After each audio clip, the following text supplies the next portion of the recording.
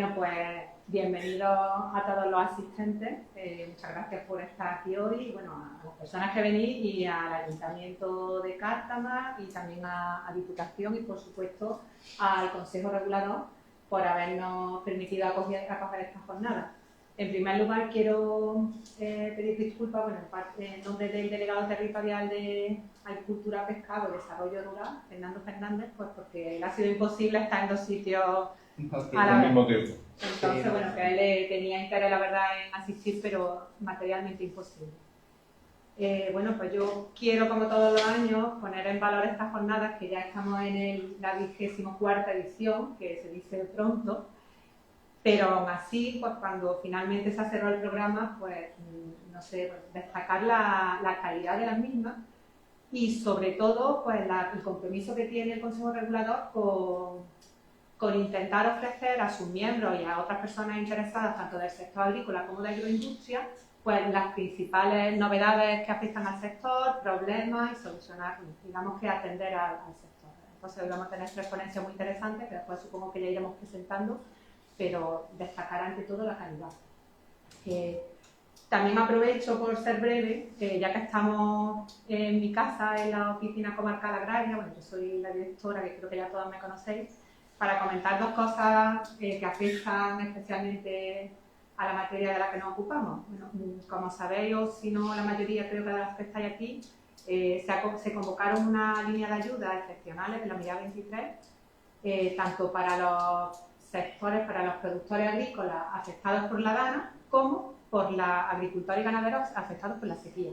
Comentaros que hoy se ha ampliado el plazo 7 días más, de las 2, y quiero destacar en el caso de la sequía la participación tan decisiva que ha tenido el Consejo Regulador para que la comarca Centro-Sur Guadalhorce, que aglutina la mayor parte de los municipios amparados por la DOP, esté dentro de ese decreto. O sea, me consta porque he trabajado con ellos y que ellos han hecho una labor importantísima en que se incluya esta comarca dentro de la sequía. Entonces, bueno, pues por lo menos no es que sea una ayuda que vaya a solucionar todos los problemas, pero al menos un pequeño apoyo tanto al olivar como al resto de producciones de secano que se han visto muy afectadas durante los 3 o 4 últimos años, ¿vale? Entonces, bueno, daros las gracias y que se aproveche por parte del sector. Y bueno, y simplemente deciros que estáis en la Oficina Comarcal Agraria, que estamos a vuestra disposición para lo que necesitéis, que esté relacionado con temas de agricultura, ganadería y un poquito de agua, aunque la agua se lleva más directamente en Málaga, pero también, y como siempre a vuestra disposición. Y bueno, ya está. Muy bien, ¿Vale? Os dejo la palabra para que sigáis. Pues bueno, buenos días a todos. Yo creo que estamos casi en familia. Muchos de vosotros, si me conocéis, soy la directora de Sabor a Málaga de la Diputación Provincial. Y nuestro objetivo es poner siempre en valor toda la agricultura y ganadería de nuestras comarcas. Hoy me alegro muchísimo, se lo he comentado a Isabel, porque siempre nos vemos en otros eventos fuera de Cártama, pero hoy estáis también en mi casa, ¿no? Yo vivo casi ahí enfrente, ¿no? Si hubiese un paso elevado, hubiera venido en un minuto, ¿no? Y para mí, bueno, y para la propia Diputación de Sabor a Málaga es muy importante porque la aceituna loreña no es solamente un patrimonio gastronómico que tenemos, sino un patrimonio cultural, porque es la muestra de la sensibilidad, del sentido que le damos a esa aceituna que es única en España, con una denominación de origen de mesa, de aceituna de mesa, que es la única, y tenemos que estar, bueno, muy alegres. Yo estoy viendo a Toñi, que yo me acuerdo los primeros momentos de intentar conseguir esta de hoy, fue muy difícil. Por lo tanto, merecéis un aplauso a todos por la lucha que tuvisteis y conseguir esta denominación de origen que es tan importante. Yo estoy aquí porque desde Sabor a Málaga sabéis que también nosotros, es verdad que nuestro objetivo es más promocional.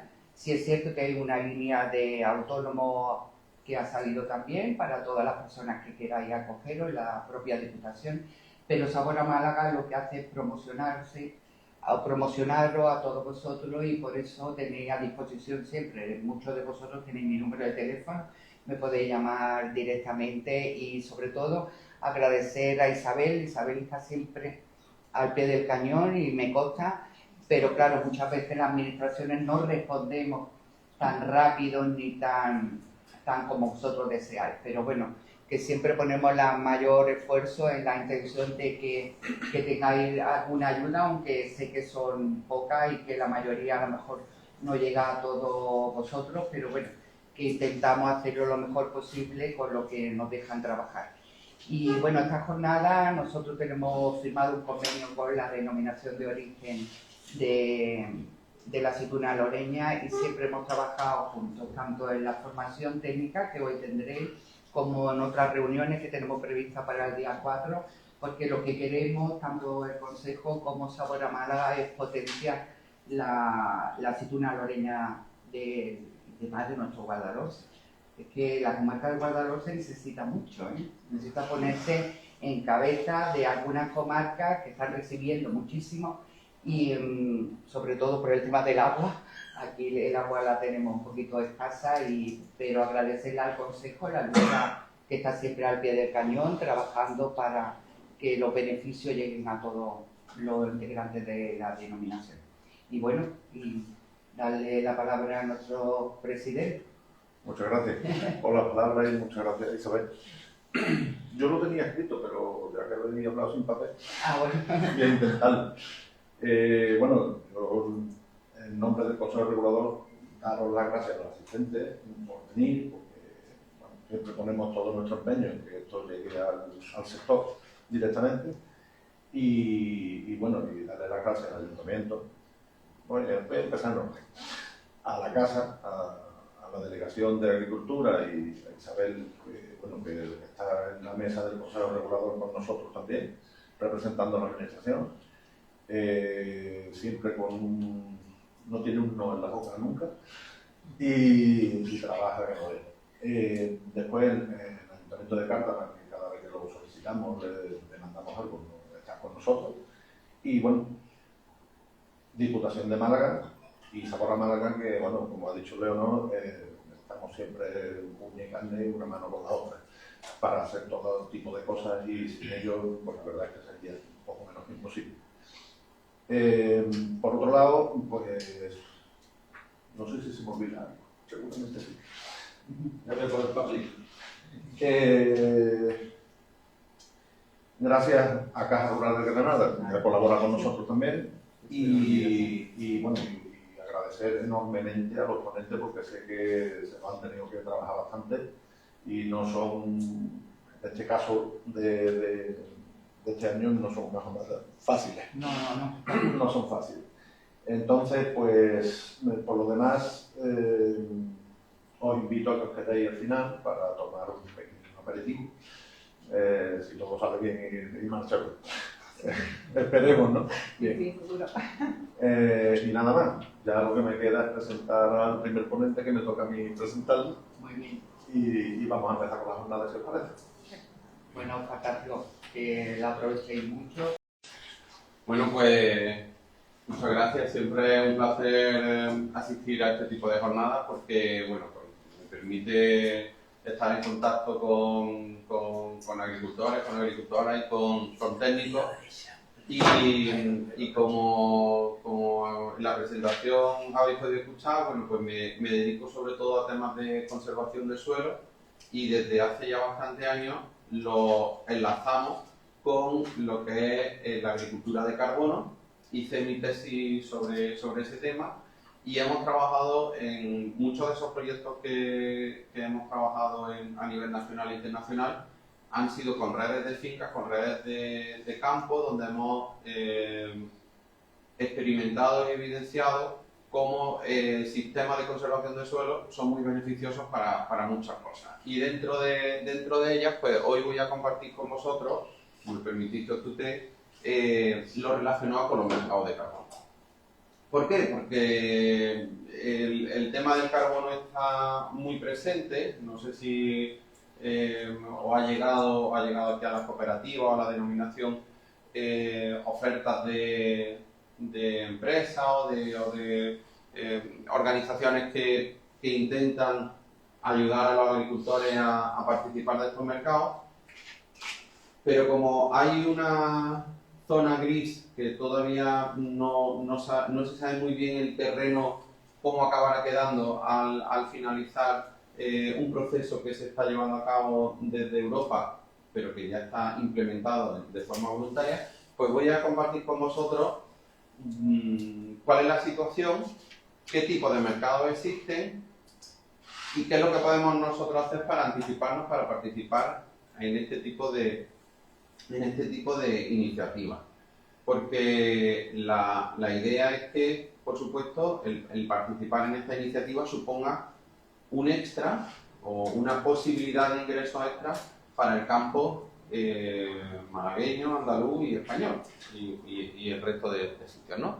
Bueno, pues como habéis podido escuchar, yo trabajo en la Escuela de Agrónomos y Montes de la Universidad de Córdoba y también estoy colaborando con el Consejo Agrícola Internacional, que aunque se dedican a aceite, pero el árbol es muy parecido, ¿no? Estamos hablando de olivar de verdeo, olivar para aceite, pero en la básica... Ay, perdón.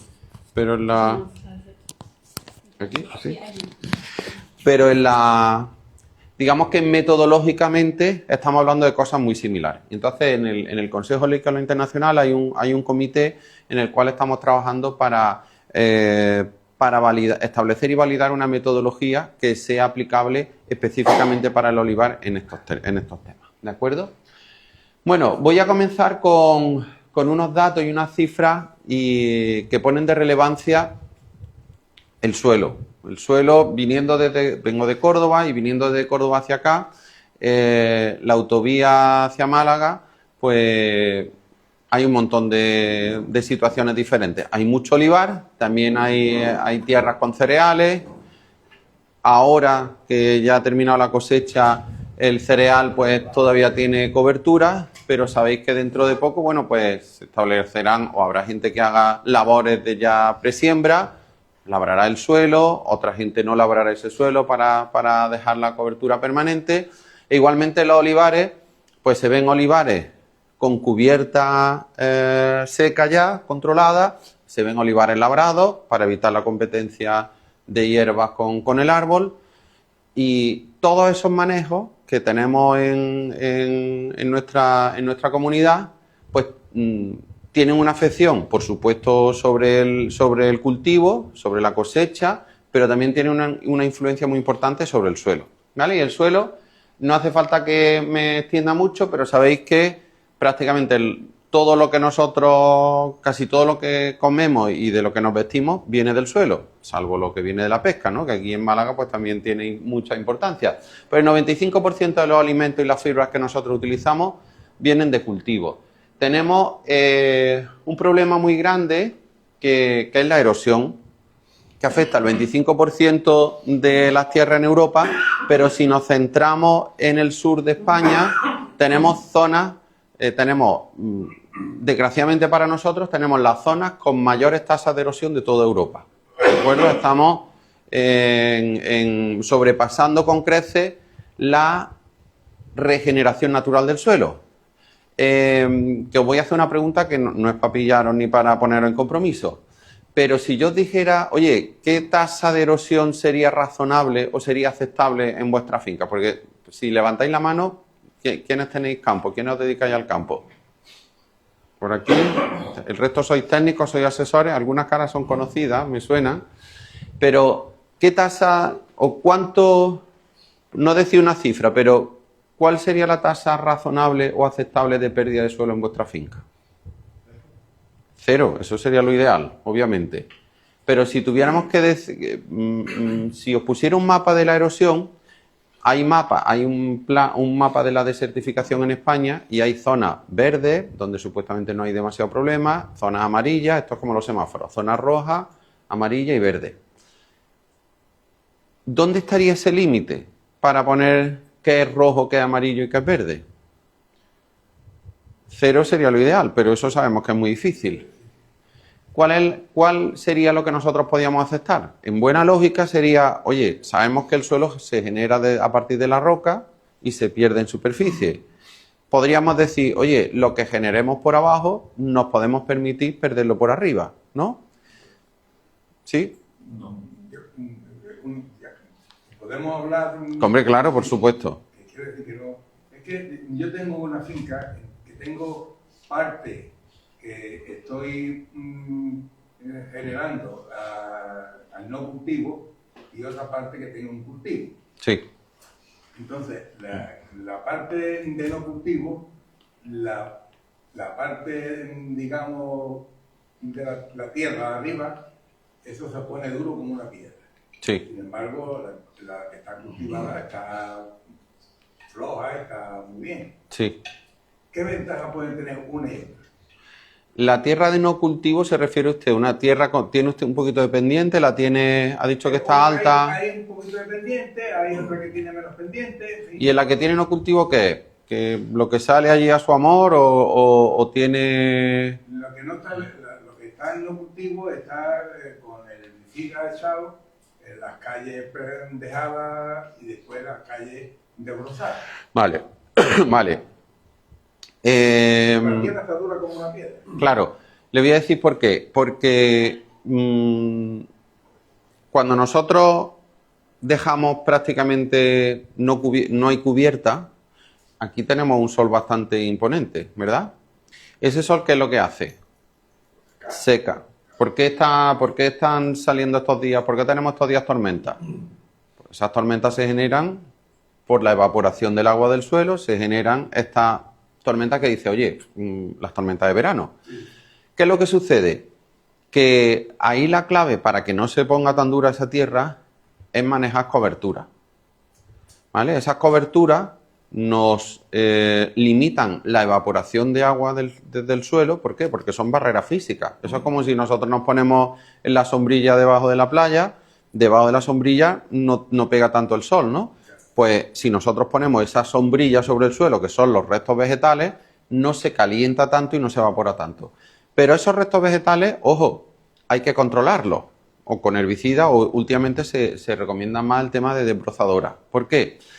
Porque esos restos vegetales, si no los controla, el olivo tiene ustedes lo saben mejor que yo, o vosotros lo sabéis mejor que yo, el olivo tiene una etapa del año, una época del año en reposo vegetativo y una etapa en la cual, cuando llega la primavera, pues tenemos ahí la floración y el crecimiento del árbol. ¿Qué es lo que pasa? Que durante una parte del año, esa cobertura no nos está haciendo daño al olivar. ¿Por qué? Porque no consume apenas, en el otoño, en el invierno, el olivo apenas consume agua y nutrientes, no tiene unas necesidades muy altas. En la primavera sí. Entonces, ¿qué es lo que podemos hacer? Durante el otoño, que además es cuando aquí se nos concentran muchas lluvias, mantenemos la cobertura viva y cuando llega la primavera, esa cobertura la controlamos. Pero controlarla no es eliminarla del todo y sacarla de la finca. De hecho, esa cobertura podemos hacerla con diversos tipos de restos vegetales. Luego lo vamos a ver. Podemos tener coberturas vivas, podemos incluir en esas coberturas vivas restos de poda y vamos haciendo una cobertura diversa. ¿Qué es lo que sucede? Que cuando llega la primavera controlamos esas cubiertas vivas y dejamos que se degraden sobre el suelo, ¿vale? Protegen el suelo, mejoran la estructura del suelo, no se le crea esa piedra, ¿vale? Se genera biodiversidad, se generan lombrices que son beneficiosas, que nos airean el suelo como si estuviéramos labrando y las cosechas, le digo, que no se afectan. Bueno, en realidad el árbol no está afectado. Por eso. Pero lo vamos a enlazar con la charla de hoy. que se cae uno allí y parece que... Y se hace daño, sí. Uno tiene duro que precisamente le da la cubierta vegetal. Sí, Que digo, te da la cubierta vegetal es donde tiene ¿dónde está? esto. Y ahora, los que han laboreado lo tiene suelto. Claro. Pero la zona de cubierta vegetal es la que él dice que está dura. Sí, pero si deja la cubierta un centímetro o 2 o 3, pero yo le digo que le renta, como dicen ahora los chavales jóvenes, le renta no labrarlo. Le renta no labrarlo porque se va generando una mejor estructura del suelo y encima, si tiene algo de pendiente, si usted labra y en el momento que tenga una lluvia de esta torrencial de verano, que le puede caer una tormenta, esta noche en Córdoba ha llovido, con el suelo labradito, ese suelo luego vamos a ver dónde llega. Aquí la tierra esta, uno de los problemas que tenemos es que cuando llueve mucho se derrite, se queda... Se deshace. Se deshace y después cuando le da el sol se pone dura como una... Se lo voy a enseñar, que tengo fotos de ese tipo de cosas. Bueno, voy a ir avanzando un poco, ¿de acuerdo? Porque esto lo voy a pasar, porque nosotros integramos el tema de las cubiertas en lo que es la agricultura de carbono, que es la parte fundamental de la charla de hoy, de dos formas diferentes. Cuando nosotros queremos reducir, al final, ustedes han oído seguro hablar del CO2, ¿verdad?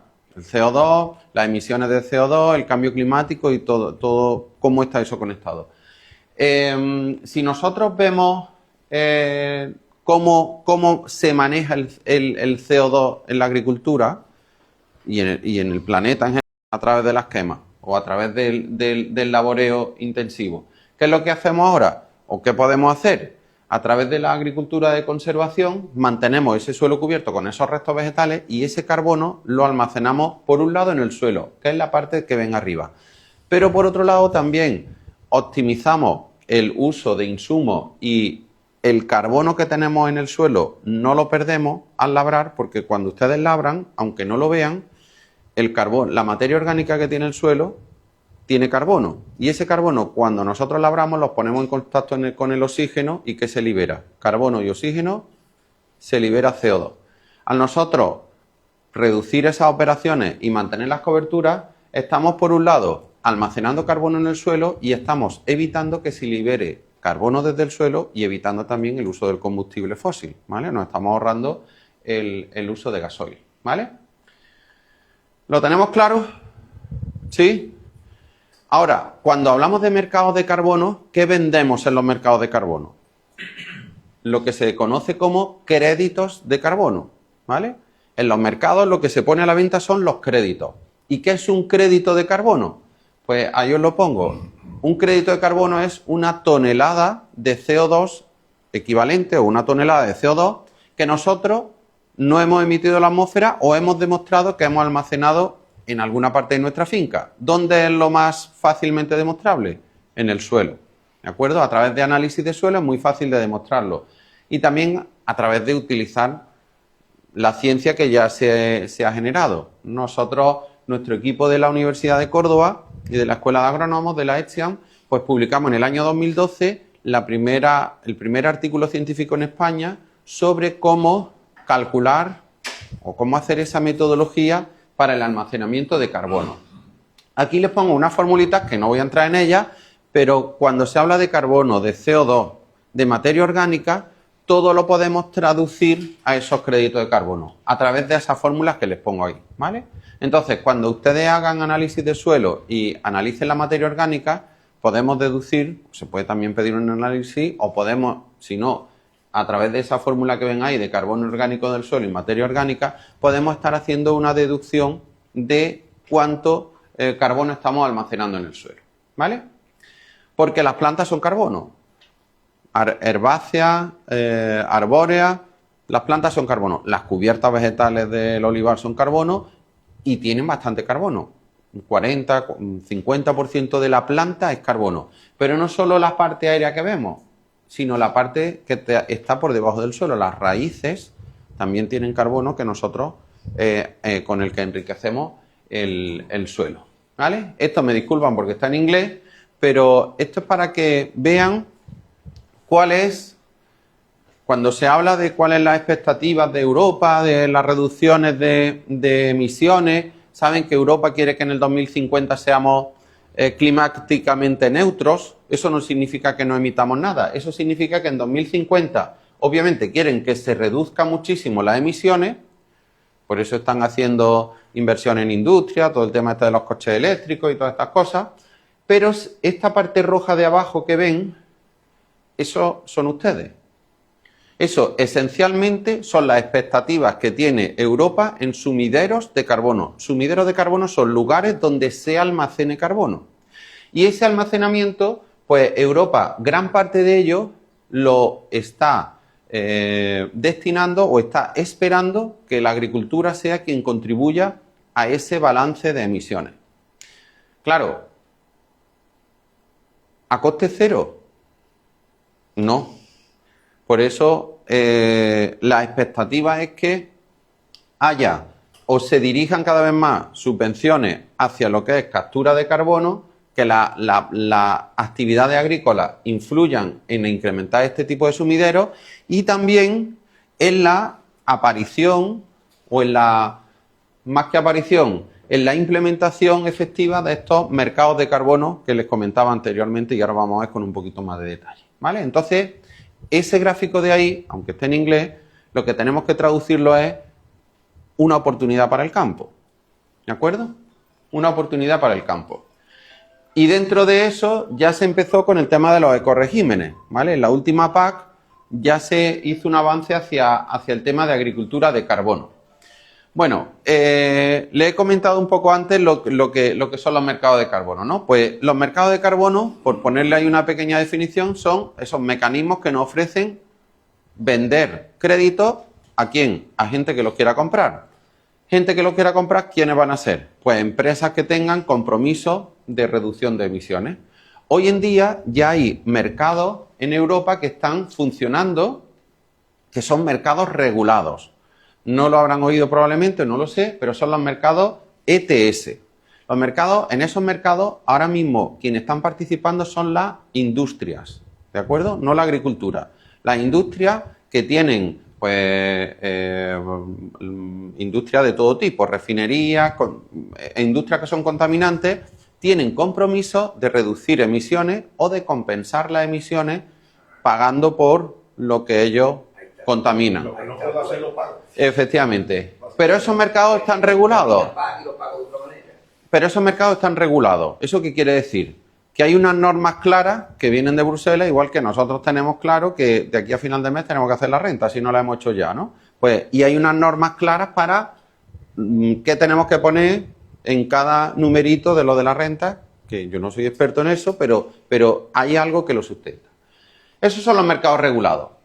Pero la agricultura no participa en esos mercados. La agricultura está participando en los mercados voluntarios. ¿Hay alguien, por cierto, de aquí que esté trabajando con alguna empresa de carbono? ¿Nadie? Bueno, pues los mercados voluntarios son los que están operando. ¿Esto qué significa? Que no están regulados y que es algo a lo que nadie obliga a nadie a participar. Entonces, ¿por qué están establecidos o por qué están funcionando estos mercados voluntarios? Bueno, porque hay empresas que en su responsabilidad social corporativa pues se pueden autoimponer, oye, pues yo no estoy obligado a hacer esto, pero quiero demostrar ante la sociedad mi compromiso de reducción de no sé qué, y podéis pensar en empresas estas súper grandes como Google, como Microsoft, y dicen, oye, pues nosotros queremos contribuir a reducir las emisiones. Cada vez que entramos nosotros en Google y buscamos algo, se están emitiendo gramos de CO2, porque los servidores están funcionando, necesitan energía y cada pequeña búsqueda que hacemos contribuye a emisiones de CO2. Entonces, pues dice Google, yo quiero compensar mis emisiones. No estoy obligado, pero quiero hacerlo. Entonces participan muchas de estas empresas en mercados voluntarios. Claro, cuando algo está regulado, tenemos una cierta certeza de que vamos a estar en unas franjas determinadas. Cuando algo es voluntario, no. Cuando algo es voluntario, para que se hagan una idea, es como si nosotros nos compramos un coche. En el mercado regulado es que vamos al concesionario oficial de la marca y compramos el coche, ¿no? ¿Los precios varían? Sí, pero varían relativamente poco, ¿verdad? Si nos vamos a un concesionario, que yo me quiero comprar cualquier marca de coche, un Toyota. Me quiero comprar un Toyota y voy al concesionario de Córdoba, vengo al concesionario de Málaga y a ver cuál me interesa más. Pero los mercados voluntarios es que yo tengo un Toyota y a lo mejor el símil no es el mejor, pero creo que puede ayudar a comprenderlo. Yo tengo un Toyota y lo quiero vender de segunda mano. Y hay muchos Toyotas de segunda mano, ¿verdad? Y ahora están cada 2 por 3 las empresas están ofreciendo coches de segunda mano. ¿Verdad que si queremos comprar un Toyota de segunda mano el precio oscila mucho más que el del concesionario? Pues ese es el mercado voluntario. ¿Quién va a pagar más? Oye, ¿yo por qué pago más el Toyota de segunda mano? Porque conozco a la persona que me lo vende, sé que lo ha tratado bien, que los kilómetros que marca son los reales. Entonces, yo estaré dispuesto a pagar más por ese coche a un coche que no conozco el vendedor, que tengo mis dudas si está trucado el cuenta kilómetros, si no sé qué. ¿a quién voy a pagarle más? A quien me inspire más confianza, ¿no? Y me parece una especie de bolsa, un Zati o No realmente, porque el mercado bursátil, en función de que más gente venda o compra, pues suben o bajan las acciones. Pero aquí no, aquí tú lo que tienes que decirle es que, vamos a poner Google, por no poner, que podría ser cualquier empresa, podría ser cualquier empresa.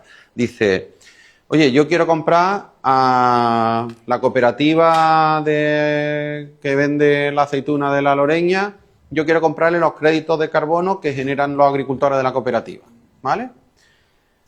¿Qué es lo que va a esa empresa a preguntaros? Va a decir, oye, ¿qué metodología o qué certeza tenéis vosotros en que la generación de estos créditos que me decís que habéis hecho es real, es cierta?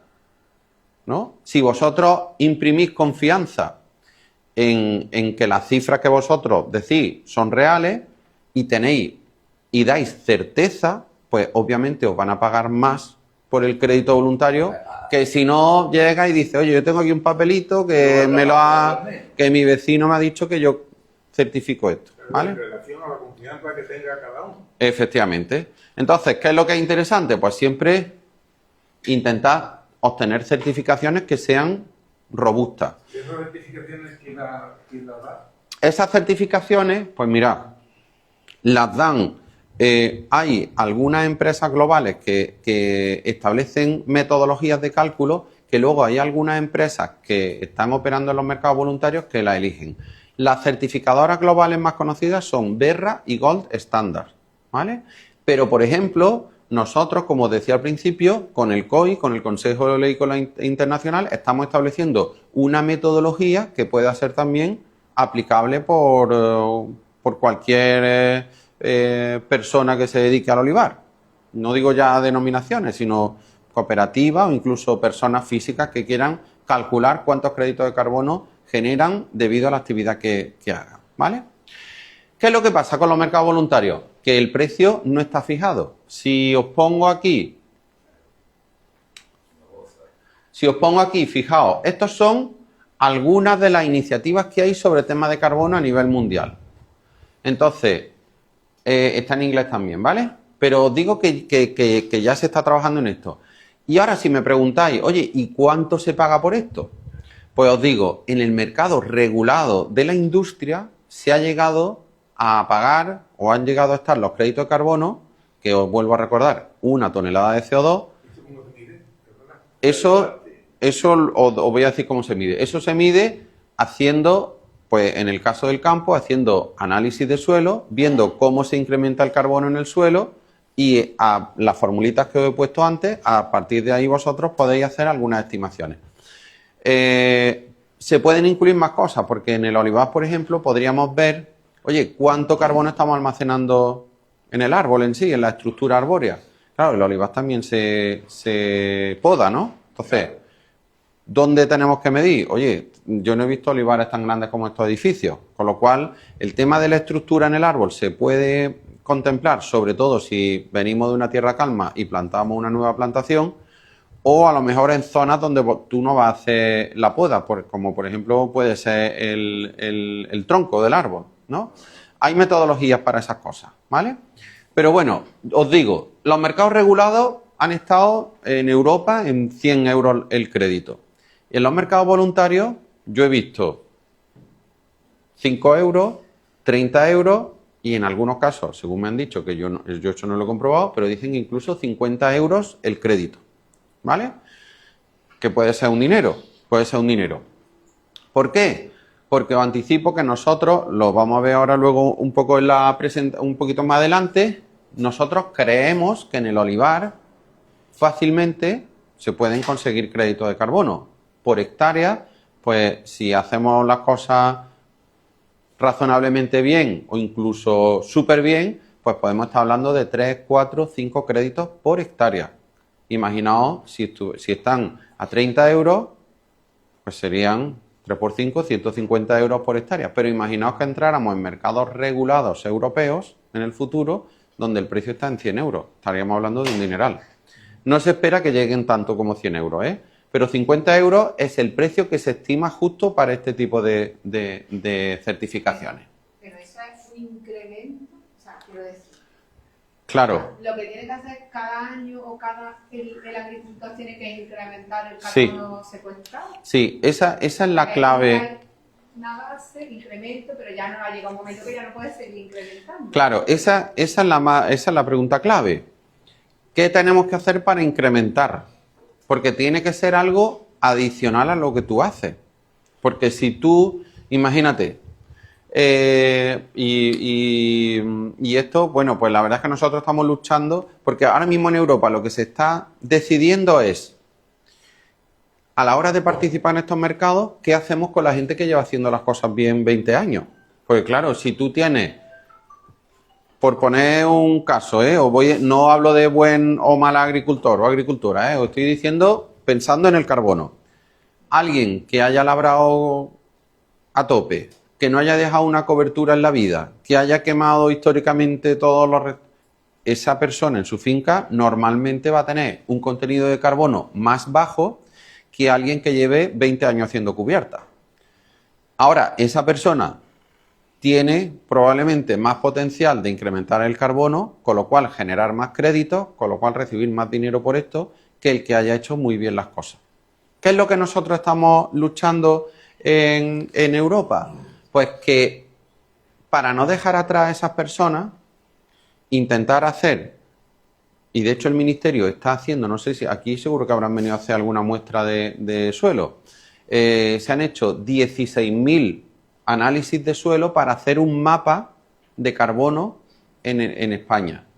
Entonces, ¿cuál sería mi forma de ver esto de una forma justa? Oye, yo no me comparo conmigo mismo, si yo soy un agricultor muy bueno, sino que me comparo con el entorno. ¿Cuál es el entorno? La comarca, el municipio, eso ya es cuestión de debatirlo.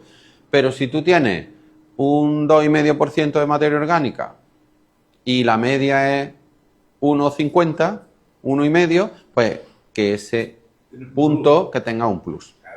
O que de alguna forma se compense. No es un discurso que esté llegando a un puerto muy bueno de primeras, porque la Comisión Europea no quiere pagar de forma retroactiva. Porque eso, de cara al cambio climático, esas son ganancias ya pasadas. Y para el cambio climático lo que tenemos que hacer es reducir de cara al futuro. Yo pregunto, en primer lugar, ¿los créditos estos de carbono son anuales? Sí. ¿Son permanentes? Bien. A ver, lo pregunto porque a nosotros, por la DOP y esto, se organizaron unos estudios sobre distintas industrias de la zona este mismo año. Sí. Sobre la eficiencia energética de las Sí. industrias. Entonces nos comentaron algo de los créditos de carbono en la parte de la industria. Si Sí. tienes placas solares, si tienes esto, si tienes aquello. Sí. Pero sí que nos comentaron que el crédito de carbono era un coste una sola vez. Que te compraban ese aporte o esa falta de emisión para comprar una empresa que emitía de más. Vale, pero si tú eres capaz de demostrar de forma a largo plazo que tú eres capaz de generar créditos de forma consistente, Claro. tú podrás vender todos los créditos que generes. Que tú este año generas 2 créditos, los vendes. Que el año que viene generas 5, pues puedes vender 5. Que al año siguiente genera 1, genera 1. ¿Qué es lo que pasa? Que esto lo voy a pasar un poquito más adelante. ¿Qué es lo que pasa? Me voy a poner aquí. Mira, luego vuelvo para atrás, ¿vale? Pero no voy a pasarlas todas porque veo que vamos un poquito más lento de lo que yo esperaba, pero me encanta, ¿eh? Fijaos, imaginaos que nosotros partimos de esta situación inicial y hacemos buenas prácticas. Pues tú vas a estar durante un tiempo incrementando el carbono. Si tú haces malas prácticas, vuelvo a decir, malas y buenas prácticas relativas al carbono, pues tú puedes perder carbono. ¿Qué es lo que pasa? Que si tú pierdes carbono y empiezas aquí a hacer buenas prácticas, pues tú vas a incrementar. Si estás haciendo buenas prácticas y haces algunas malas, puedes perder. Digamos que el tema de la generación de carbono es dinámico. Esto no es matemático. Vosotros me lleváis aquí a cualquier finca vuestra y yo, me vaya a perdonar, pero no puedo predecir a ciencia cierta qué es lo que va a pasar el año que viene. Lo que sí os puedo deciros es que si hacéis unas ciertas prácticas, a medio largo plazo, digamos 5 o 10 años, yo sí estoy bastante seguro de que vosotros vais a incrementar el carbono. Ahora, el año que viene no lo sé. ¿Por qué? Viene sequía, no nace cubierta, resulta que hemos tenido que pasar la rastra de púas porque no sé qué. ¿Qué es lo que pasa? Pues que puede ser, estos incrementos no son puntos que vayan siempre subiendo. Puede haber aquí pequeños dientes de sierra de subida y de bajada que cuando hacemos ese análisis estadístico de tendencia vaya al alza, ¿vale? Por eso tenemos que ver, si queréis vosotros participar en los mercados de carbono, tenéis que tener claras cuáles son las prácticas que os pueden ayudar a generar esos créditos y tenerlo en la mente como algo a medio o largo plazo, ¿vale? No es una cuestión como los ecoregímenes que me apunto este año y el año que viene no. No. Si vais con esa idea de que me apunto este año y el año que viene no, de entrada yo os digo que ninguna empresa va a querer contar con vosotros, porque el compromiso que se espera es a largo plazo, ¿vale? ¿Y qué es lo que tenemos que tener en cuenta? Que si nosotros labramos el suelo, quemamos materia orgánica y quemamos carbono. O sea, perdemos carbono. Y si nosotros mantenemos cobertura, vamos a incrementar carbono. ¿Durante cuánto tiempo? La pregunta que me hacía antes. ¿Durante cuánto tiempo? Bueno, nosotros hemos estudiado que, por supuesto, depende de tu punto de partida, ¿vale? Depende del punto de partida, del tipo de suelo y del clima que tenga en la zona, ¿vale? Pero tenemos bastante certeza de que si nosotros hacemos cobertura en los olivares, siempre estimamos que seguro en nuestras condiciones, durante al menos 10-15 años tú vas a tener incrementos razonables de carbono. Porque nuestros suelos en general están muy bajos en esos contenidos de ese elemento de carbono. Entonces creemos que fácilmente que durante 10, 15, incluso 20 años va a tener incrementos.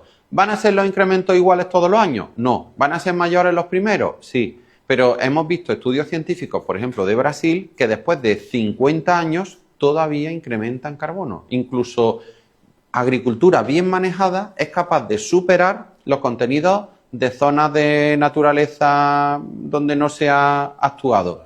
Con lo cual podemos activar esa parte del suelo, ¿vale? Entonces, esto es la pregunta que hago aquí. También traía esto porque aunque sé dónde vengo, pero digo, por si alguien también tiene tierra calma o hace herbáceos, pues que también sepa que estas son las preguntas que os tenéis que hacer. En olivar, ¿hago cubierta? Y dentro de hacer cubierta, ¿dejo la cubierta espontánea? ¿Y esa cubierta espontánea es suficientemente densa o frondosa? ¿O me salen 4 hierbas por aquí y 5 hierbas por allá? ¿Por qué? Porque, como he dicho antes, para generar carbono en el suelo, tenemos que generar carbono por encima del suelo, ¿vale? Esas plantas que os decía que tienen buenos contenidos de carbono son los que nos van a ayudar a incrementar nuestros contenidos de carbono en los suelos. Ya os digo aquí que si tenéis cultivos, no sé si alguien tiene herbáceo aquí, o sois todos de oliva. Bueno, pues si tú haces herbáceo y algo de lo que ve ahí en rojo dices que sí, ya te digo que no te recomiendo que entres en los mercados de carbono porque vas a generar muy poco y te vas a poder incluso arriesgar, ¿vale? Y os digo esto, ¿por qué? Porque nuestros suelos se están degradando. Es un proceso lento, pero está pasando. Un proceso que no nos damos cuenta en muchas ocasiones, pero está pasando, ¿de acuerdo? La calidad y la salud de nuestros suelos es cada vez menor. ¿Por qué? Pues porque no los tratamos bien. Perdona que lo diga de esa forma. Y no digo que seáis vosotros, digo, de acuerdo a los datos y los mapas que tenemos, estamos en una zona de muy bajos contenidos de materia orgánica, que obviamente nunca vamos a llegar a los contenidos de Reino Unido ni de Irlanda, pero dentro de nuestro potencial sí podríamos todavía subir. El tema de competir en la cobertura vegetal con el árbol, en este caso los olivos nuestros. Sí. ¿Qué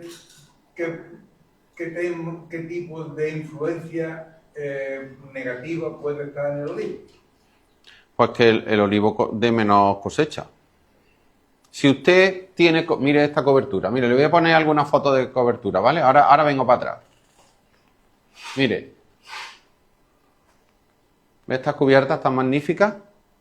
Esas cubiertas, todas esas fotos están hechas antes de primavera. Final del invierno, algunas, estas son leguminosas. Aquí tenemos algunas sinapis, tenemos aquí cereales, pueden ser cebadillas. ¿Qué es lo que pasa? Que durante el reposo vegetativo del árbol, a mí no me molesta tener esto, porque me está lloviendo, hay temperatura muy baja, no se evapora apenas agua del suelo. No me refiero en ese plazo de tiempo, me refiero cuando el árbol empieza ya a... Vale. No puede haber cubierta. Pues la cubierta tiene que estar controlada. O pasa usted una desbrozadora que controle la cubierta, pero no solo una vez, tendrá que vigilar los rebrotes, ¿vale? Y mi recomendación siempre es, si nos iniciamos en el tema de cubierta, hacer una siembra. Hacer una siembra el primer año para tener unas especies que sepamos que son fáciles. Yo, por ejemplo, siempre recomiendo gramíneas. Mezcla de gramíneas con leguminosas. Las leguminosas tienen una cosa muy buena porque mejoran el suelo. Pero las leguminosas se degradan así. Los microorganismos del suelo se las comen rapidísimo. Y se degradan muy rápido. También, ¿por qué? Porque tienen menos lignina en sus tallos. La lignina es lo que le da esa consistencia al tallo de la planta, que hace que ese resto vegetal esté durante más tiempo sobre el suelo, aunque esté la planta muerta, pero nos interesa porque protege el suelo durante más tiempo. Hay un sistema que he visto yo ahora que es de un rulo que lo que hace es cortar. Sí. Que no es... Un rulo con cuchillo. Sí. Eso está fenomenal. Sí, eso es interesante. Eso es muy interesante. Sí, eso es interesante. Porque tira la planta, la rompe y hace un buen control, la deja allí. Eso está bastante bien. Otra cosa que es interesante, los restos de poda, ¿vale? Bueno, aquí le estaba poniendo, no me voy a parar en definiciones en historias, pero aquí le ponía, está en nuestro olivar, pero que aquí también tenéis cerca zonas de viñedo. En viñedo también se pueden dejar cubiertas. Se pueden dejar cubiertas en melocotón, en Una mesa redonda y la hemos denominado un consejo regulador, varias denominaciones de origen. Esta mesa pues estará moderada por don José Manuel Moreno Ferreiro, que si alguien no lo conoce voy a hacer una breve presentación. Bueno, es complicado hacer una breve presentación de él, ¿no? Pero bueno. Es ingeniero técnico agrícola, que complementa su formación con ciencias empresariales en la especialidad agrícola, ingeniero agropecuario y del medio rural y máster en viticultura, enología y marketing del vino. Así como también es enólogo habilitado por la Junta de Andalucía. En cuanto a su profesión, y para las personas de aquí que no lo conozcan, pues está totalmente vinculado con el mundo del vino, porque fue secretario general del Consejo Regulador de la Denominación de Origen Málaga desde el 90 hasta el año 2000. A partir del año 2000 fue secretario general del Consejo Regulador de la Denominación de Origen Málaga y Sierra de Málaga hasta 2004. Y después, hasta su jubilación, ha sido secretario general del Consejo Regulador de la Denominación de Origen Málaga, Sierra de Málaga y Pasas de Málaga, ¿vale? Así que bueno, ha sido secretario de esas tres denominaciones, ¿no?, que se han ido uniendo en un único consejo regulador. Está jubilado, pero está aquí hoy. No se ha desvinculado del mundo del vino y actualmente es consejero honorario de dicho consejo regulador. Un poquito más tranquilo, ¿no? Semana no decía. Bueno, no sé qué decirte. Parece, ¿no? Parece. Bueno, yo sigo inquieto, yo sigo inquieto. Fue también patrono fundador de la Fundación para el Control de la Calidad Agroalimentaria de Andalucía, vocal de la Junta Directiva de la Conferencia Española de Consejos Reguladores Vitivinícolas entre el 18 y el 22. Si lo veis aquí, bueno, ya he dicho que su nombre es José Manuel Moreno Ferreiro, es porque de origen es gallego, aunque es malagueño, he dicho que es malagueño por la cepa. Me han dicho por ahí que sueñas con tener tu propia bodega, no sé si eso es un sueño. Son sueños, ¿no? Y lo que sí es verdad es que defiende la importancia del vínculo histórico de Málaga con el vino. Y bueno, el resto de integrantes de la mesa, tenemos aquí a José María de la IGP, que no es de OP, sino IGP, de los Mantecal Polvorones de Estepa, y al secretario actual de los vinos de Málaga, Sierra de Málaga y Las Plazas, ¿no? El relevo, ¿no, José Manuel? De todas formas, ahora José Manuel hará un breve resumen. Muchas gracias. Muy bien, pues muchísimas gracias por la presentación, María José.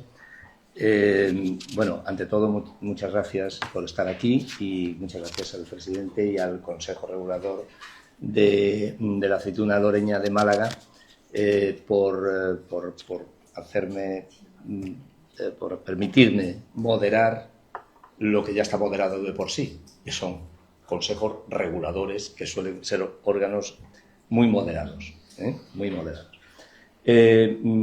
A mi derecha tengo a José María Hernández, Fernández, es que tengo un amigo que se llama Hernández y estoy siempre con José María Hernández, lo que pasa es que tiene otra profesión que la de médico, que es otra, pero José María Fernández, que bueno, desde el año 2013 fue, si mal no recuerdo, secretario del Consejo Regulador de la IGP de mantecados y polvorones de estepa, y actualmente, ya reelegido, es el presidente de esa institución. Tiene una trayectoria profesional vinculada a la gestión administrativa y de empresas y, por lo tanto, se observa en general una tendencia natural de los organismos de control y de certificación, bueno, no de certificación, sino de organismos de protección de las marcas de origen, a que la representación se profesionalice de una forma sustancial. Claro está que la profesionalización solo no es el fundamento, porque lo más importante es que quien esté realizando ese papel sea representante de las empresas y de los agricultores que en un momento determinado, o ganaderos, o lo que representa el Consejo Regulador correspondiente o la denominación de origen correspondiente, tenga entre manos. Él es representante, no solamente profesionalmente, sino está destacado de la forma profesional en el Consejo Regulador, sino que también es representante, porque su vínculo con su pueblo y con el producto que maneja, pues viene de lejos, viene de lejos, y por lo tanto tenemos ante nosotros una persona que seguro que va a transmitirnos muchos valores de lo que es una IGP, que estrictamente no es igual que una denominación de origen, pero que tiene fundamentos equivalentes en lo que es el organismo de lo que es la regulación. A mi izquierda está Javier Aranda Bautista, que es ingeniero agrónomo y que tiene también una trayectoria larga en el ámbito del mundo agrario, pero yo destacaría que desde el año 1996 hasta el año 2004 fue el secretario del Consejo Regulador de las Pasas de Málaga. Ya os podéis imaginar que yo, que ya soy bastante más mayor que ellos, he terminado siendo el secretario general de la denominación de origen de vinos Málaga, Sierras de Málaga y de las Pasas de Málaga, que en un momento determinado sucedió algo importante que hizo posible que un consejo regulador administrase pues 3 denominaciones de origen y en este supuesto, a partir de ese momento, el secretario general de la denominación de origen Pasas de Málaga se convirtió en el director de calidad de la denominación de origen, que formalmente se había constituido con 3 denominaciones, ¿no? O sea, del Consejo Regulador que se había formado con 3 denominaciones de origen. Ha sido, por lo tanto, el director de calidad de esa institución hasta que yo dejé de serlo. Y entonces, en ese momento, uno de los problemas fundamentales que tenemos en la agricultura y en el campo es la transferencia generacional, ¿no? El traspaso generacional. En este caso se ha producido porque, aunque estemos tratando con el campo, esto es un ámbito más bien administrativo, ¿no? Por lo tanto, hoy es el secretario general del Consejo Regulador y, bueno, pues a sus espaldas ahora mismo está recayendo todo lo que es el sistema de gestión de este organismo. Bueno, yo me consta el interés que hay específico por el título de la ponencia, de que analicemos la importancia que tiene en un momento determinado, la trascendencia, sus valores positivos, los valores negativos que puede tener en un momento determinado el hecho de que un mismo Consejo Regulador administre varias denominaciones de origen. Es, digamos, la motivación de este encuentro que tenemos hoy aquí. Y a ambos lados tenemos dos personas que están administrando esos espacios de tener un Consejo Regulador que gestiona dos IGPs, en el caso de Estepa, o tres denominaciones de origen en el caso de Málaga. Por lo tanto, también me consta que, tal vez porque sea un movimiento que existe dentro de vuestro interés común, también me consta que en torno a la aceituna aloreña de Málaga existen actualmente dos formas de transformarla. Unas a través de lo que es la aceituna de verdeo y otra que es el aceite.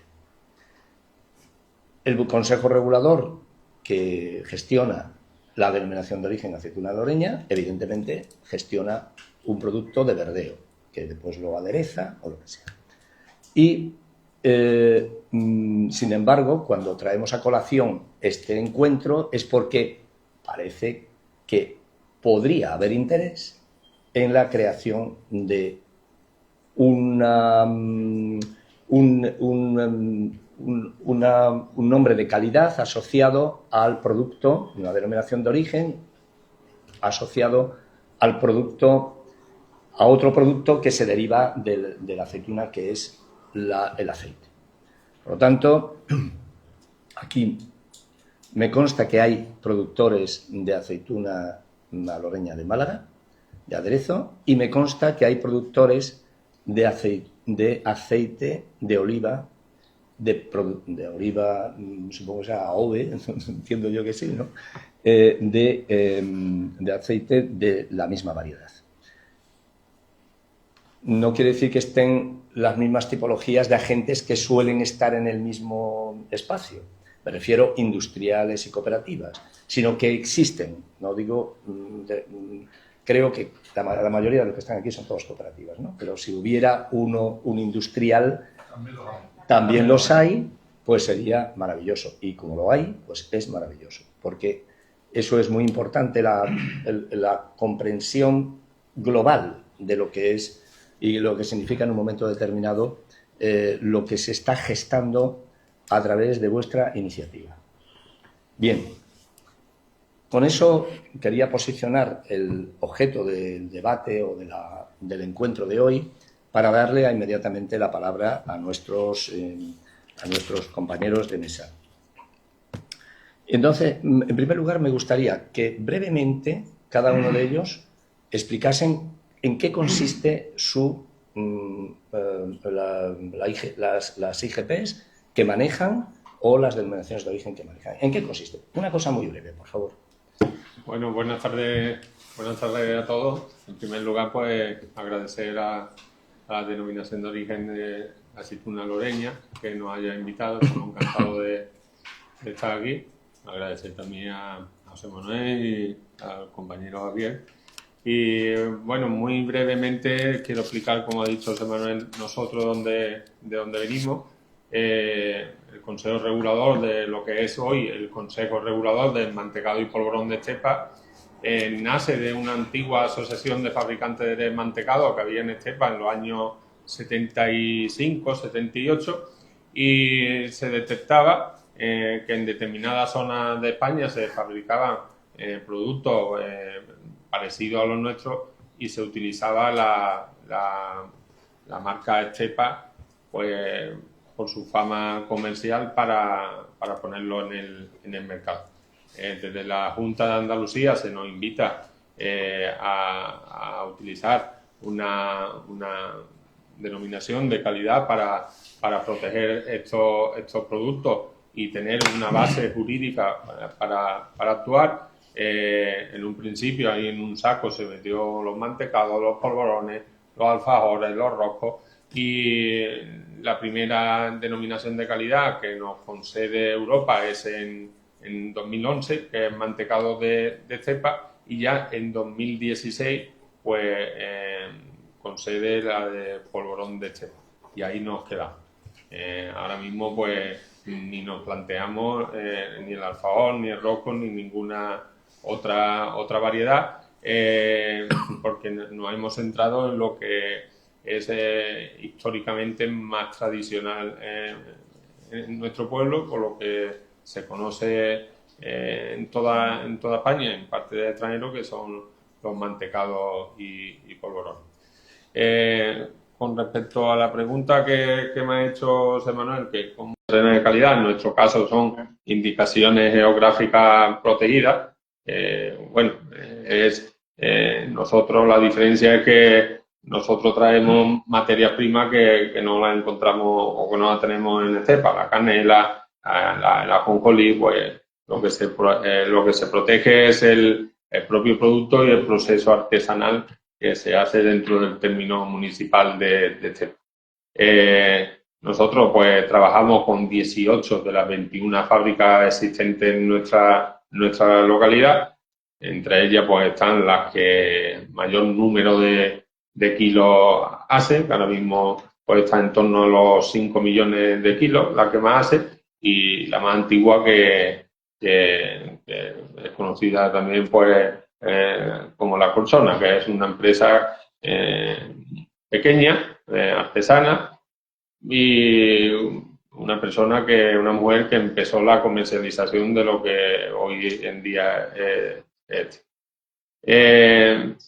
¿Cómo trabajamos? Pues nuestro proceso, nuestros productos son unos productos de campaña. Hace un momento me ha preguntado María José, ¿cómo vais? Digo, pues prácticamente ya casi encendiendo los hornos. Se está empezando a moler canela, las fábricas pues están poniendo a punto su maquinaria, porque a mediados de agosto por ahí pues habrá fábricas que empiecen ya con la producción de productos con vista a la exportación. Y como hoy en día quienes mandan son las grandes superficies, los grandes comercializadores, pues parece que nos adelantamos cada año más. A mí me gusta destacar que llega diciembre y ya están los trajes de gitana y los trajes de flamenca en el Corte Inglés y en los grandes almacenes. Parece que vivimos siempre un poco acelerados. Como he dicho, pues nosotros empezamos en 2011 con el mantecado de cepa, que concretamente en noviembre fue cuando nos concedieron la denominación de calidad.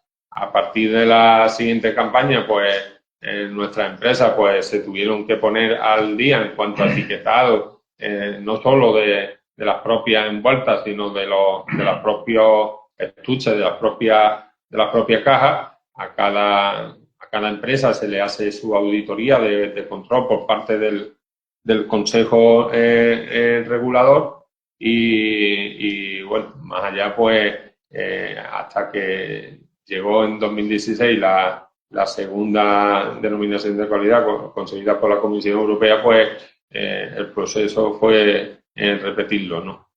No sé si quieres perfecto. Algo más.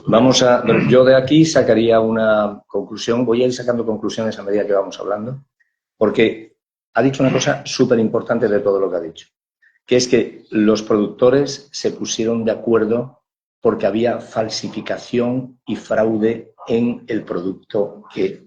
Y perdona, José Manuel. Sí. Este año, después de varios años que no detectábamos en el mercado ningún fraude, hemos detectado uno en la zona de Valencia que utilizaba la marca Cepa. Lo hemos puesto en manos de la administración, pero como se suele decir, las cosas de Palacio van muy despacio. Van muy despacio. Pero eso es porque son dos administraciones distintas. Sí. Entonces eso es un problema que... Pero llegan. Entonces, el problema de la agilidad en la defensa de los derechos de aquellos que tienen sus corsets puestos para que el producto sea como es, la verdad que a veces es demasiado lenta porque tenemos 17 administraciones en España. 18. O 18, perdón. Entonces, tenemos una verdadera, digo 17 mala nuestra, ¿no? Entonces, el concepto está precisamente uno de los motivos de unión. Algo que en un momento determinado fortalece el equilibrio o sea, la defensa del producto es precisamente la agresión al producto. La agresión mediante la falsificación o el fraude en su caso, ¿no? Y eso no va a terminar nunca, ya te lo digo yo de antemano. Yo destacar una cosa, Samuel, que las 18 empresas que pertenecen a Registro son competencia entre ellas. Sí, eso pero ahí hay un total consenso, hubo un total consenso, y lo sigue habiendo, en que la defensa del producto y la marca Estepa debe de ser un fin común, no hay... Eso lo vamos a trabajar, eso lo vamos a trabajar después. Javier, por favor, hazme una pregunta. Bueno, te quiero aclarar una cosa. Claro, la denominación también ha dicho otra cosa importante. Ha dicho todo lo que ha dicho ha sido muy interesante. Pero dice que la primera, la denominación de origen, la IGP, se constituyó en el año 2011. Bueno, pues ahora tenemos a la parte más antigua, porque Javier va a hablar de lo que no ha visto. Es decir, del año 1932, en el que se creó el Consejo Regulador, 1933, en el que se creó el Consejo Regulador de Málaga. Yo sí lo viví, claro. Esto ya. Aunque no aparezca. Vamos por buen camino. Entonces, Javier pues representa, digamos, la otra parte de lo que ha transcurrido a través de casi 100 años, ¿no? Estamos... Por favor, Javier. Sí, bueno, eso es esa parte que comenta José Manuel, la intervención del compañero de primera, es la clave. Es decir, en nuestro caso, pues en ese rosario de nombres que tenemos que gestionar como Consejo Regulador, pues siempre el primero Málaga, porque es la primera, la denominación de origen, que llamamos histórica, porque pertenece precisamente al conjunto, lo que se llama como las regiones históricas. En España, las nociones de origen, la figura de protección se regula por primera vez en el año 1932. Ahí no se define qué es una noción de origen y que tienen que ser protegidas. ¿Qué significa una noción de origen? ¿Qué significa? Pues que en esencia, y la gran diferencia que hay con una denominación de origen con una IGP, lo que viene a decir es que es el nombre geográfico de un producto, identifica un producto por su nombre geográfico y que sus características se deben al vínculo, es decir, al vínculo con el territorio. O sea, tiene esa característica diferenciadora por venir de una zona concreta. En nuestro caso, al ser de denominación de origen, todo el proceso, es decir, la materia prima, en nuestro caso la uva, y el proceso de elaboración y transformación debe hacerse en una región determinada, que está definida, que en nuestro caso por la provincia de Málaga, ¿vale? Pero es que eso es fraguó en el año 1932, pero es que eso no fraguó de la noche a la mañana, sino precisamente el origen de que se diera esa regulación normativa fue precisamente que el fraude y la imitación de los productos. Había, y sigue existiendo, una serie de regiones que se llaman, como digo, se reconocen como las históricas en el mundo vitivinícola, que son, entre ellas está Málaga, Jerez, Rioja, Oporto, Champán, Madeira. Esas regiones venían demandando y venían, digamos, reclamando que había un fraude y había una importante eliminación. Málaga precisamente era una de las regiones de origen más copiadas e imitadas en el mundo entero. Y bueno, esa demanda o ese requerimiento, digamos, del sectorial, pues conllevó a lo que digo, dice que en el año 1932, pues en España, lo que se conoce como el Estatuto Republicano del Vino, pues se define qué es una nación de origen y se nombran las 16 primeras regiones que quedan protegidas, entre ellas pues está, ¿vale? A partir de ahí, ya en el año 30 se creó la nación de origen y dijo, pues se tiene que crear un consejo regulador, que son los organismos que gestionan esa nación de origen, y el reglamento, que es, ahora se llama reglamento, ahora se llama pliego de condiciones, que es por la norma básica donde se describe cuáles son los requisitos de elaboración y de característica final que tiene que tener su producto para ser amparado. ¿Vale? A partir de ahí, pues ese concepto pues, venía funcionando como región vitivinícola histórica. A partir de ese momento, pues se reguló ya como opción de origen protegida. Y ese concepto se extendió con el tiempo, ese concepto se ha extendido a otros productos agroalimentarios, incluido la pasa, en nuestro caso, por ejemplo, ¿no? Entonces, bueno, la noción de origen siguió funcionando, por supuesto, y en nuestro caso concreto, claro, la noción de origen ampara un determinado tipo de vinos, ¿no? O sea, hay que definir, en nuestro caso, con la materia prima, la variedad de uva, y con esta variedad de uva, qué tipo de vino se pueden hacer, ¿no? Y qué características tiene. Pues en Málaga, pues hasta el año 2001, pues era una tipología de vino concreta, básicamente dulce, pero no solo, una tipología de vino, pero en el año 2001 se constituyó una noción de origen para amparar unas elaboraciones que en Málaga no eran tradicionales hasta ese momento, seguramente tradicionales, que son los blancos, tinto rosado. Para amparar esos vinos en una noción de origen, con una figura de protección, se protegió la noción de origen Sierra de Málaga, ¿vale? Eso fue en el año 2001. En esa fecha ya estaba constituido el Consejo Regulador de las Pasas de Málaga, que aunque, para que veáis la diferencia, en el sentido de que, aunque es un producto que en Málaga es tan tradicional y, digamos, de tanta solera como lo es el vino para la provincia de Málaga, pero sin embargo, como noción de origen, no se constituyó, no se protegió hasta el año 1998. Salió en Málaga.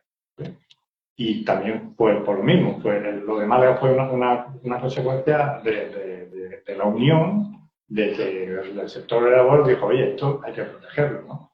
Pues en el Consejo de las Pasas pues pasó igual, es decir, el sector productor, el sector elaborador que en el momento había las pasas, pues vio oportuno que era un producto que era de reconocimiento mundial, pero que no estaba protegido, que cualquiera, hasta ese momento cualquiera podía inventar pasas al estilo malagueño, pasas al estilo y no pasaba nada. Pues en el año 98 se constituyó la Noción de Málaga.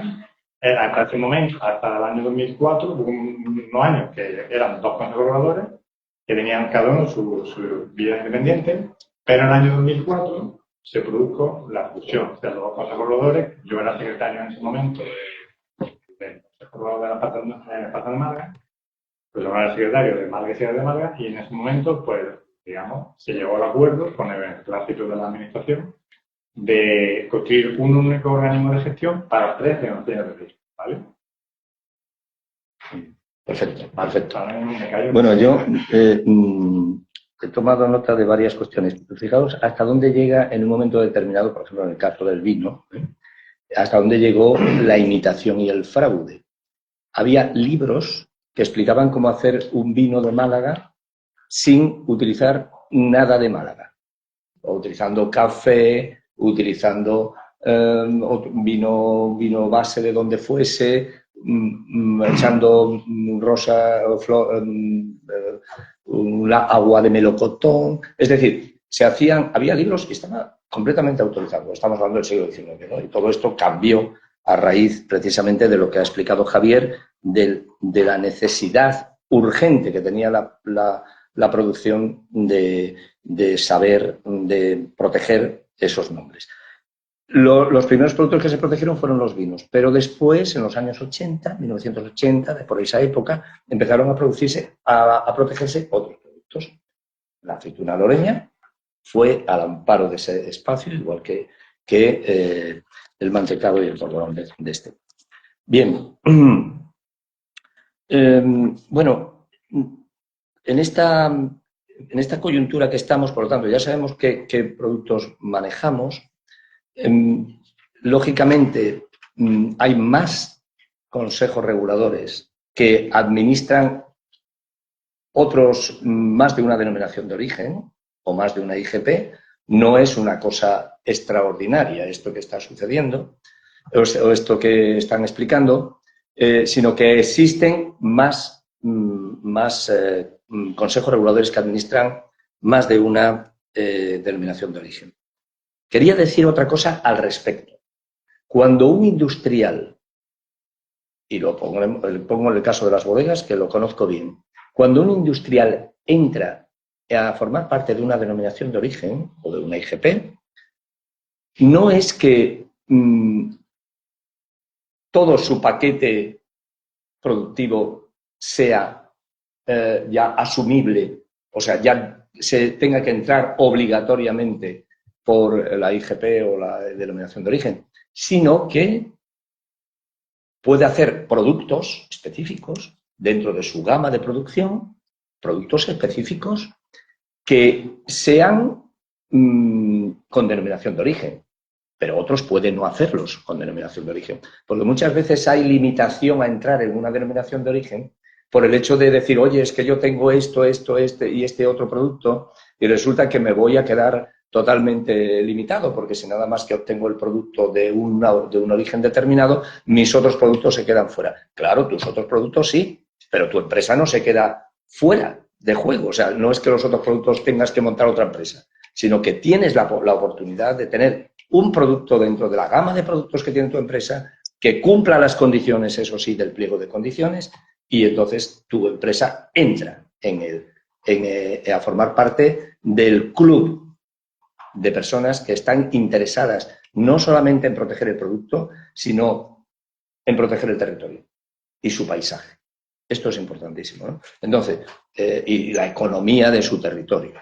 El compromiso social que en un momento determinado tienen los industriales y los viticultores o olivareros que forman parte de una denominación de origen es tremenda.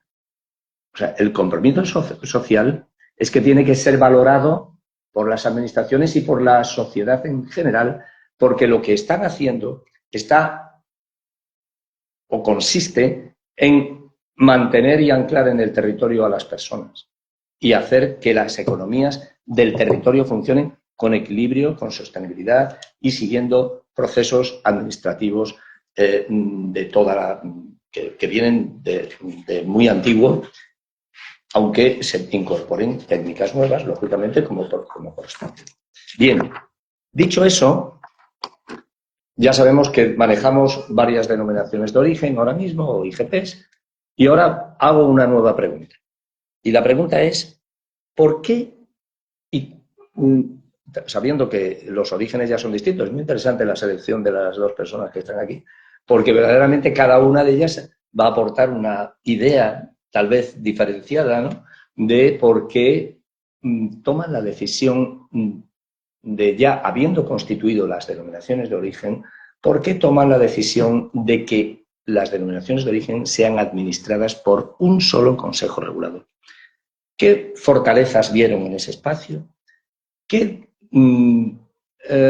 Vamos a trabajar primero las fortalezas y después vamos a ver las dificultades, ¿vale? Pero vamos a trabajar qué fortalezas visteis o se vieron, unos a lo mejor de memoria, después también lo podemos ver y en la práctica, pero el tuyo evidentemente fue un proceso que se consolidó de forma a lo mejor hasta muy natural, no sé. Cuéntanos un poco. Bueno, en primer lugar quiero hacer referencia a lo último que has comentado, que nosotros tenemos empresas que no certifican productos, pero que el compromiso que tienen, como tú bien has dicho, es algo social. Para Chepa el mantecado y el polvorón es una seña de identidad y ella lo entiende. Las empresas que no certifican productos pero están dentro del consejo regulador lo entienden como una responsabilidad, como algo por lo que defender un patrimonio que es gastronómico de Chepa. Y conforme a la pregunta que me ha hecho, lo nuestro fue bastante natural. Ya existía el Consejo Regulador del Mantecado 4 o 5 años antes, y cuando Europa concedió la denominación de calidad del polvorón de Chepa, pues lo más conveniente que se pensó era que el mismo Consejo Regulador llevase a cabo la administración y la gestión de los dos productos. Son dos productos prácticamente muy similares que están dentro de la tradición que hizo de Chepa, de historia, y bueno, todas las empresas pues que pertenecían al registro fabrican tanto como uno como otro, más allá de que, como también ha dicho José Manuel, después fabriquen masa, panes, chocolate, todas las empresas tienen algo en común, fabrican mantecado y polvorones. ¿Habrá alguna que haga bolita de coco? Sí, pero puede existir otra que no las haga, pero mantecado y polvorones de las 18 empresas las fabrican todas. Entonces se vio como algo natural que el Consejo Regulador, que ya existía, pues se encargase también de la gestión de esta denominación de calidad. Bueno, por supuesto, creo que podemos hacer preguntas que en un momento determinado, si alguien quiere hacer alguna pregunta directamente, independientemente de mi moderación, él puede hacerlo. Es decir, que se está abierto a preguntas, ¿no? Pero vamos, me hago yo mismo una pregunta. ¿Por qué primero el mantecado y después el polvorón? Pues fue algo, imagino que sería tema administrativo de Europa, porque como he explicado al principio, la Junta de Andalucía, con la asociación de fabricantes que existía, cogió un saco y ahí metieron los mantecados, los polvorones, los alfajores, los roscos, metió hasta todo lo que podía meter. Y lo primero que concedió Europa pues fue el mantecado. ¿Tramitasteis todo al mismo tiempo? Todo se tramitó vale. al mismo tiempo. El mantecado del polvorón. Después empezaron para el tema de alegaciones y demás del alfajor y del rojo, pero ya se decidió el pleno, que el pleno es donde están representadas todas nuestras empresas, que nos quedábamos de momento en el mantecado y en el polvo. Bien.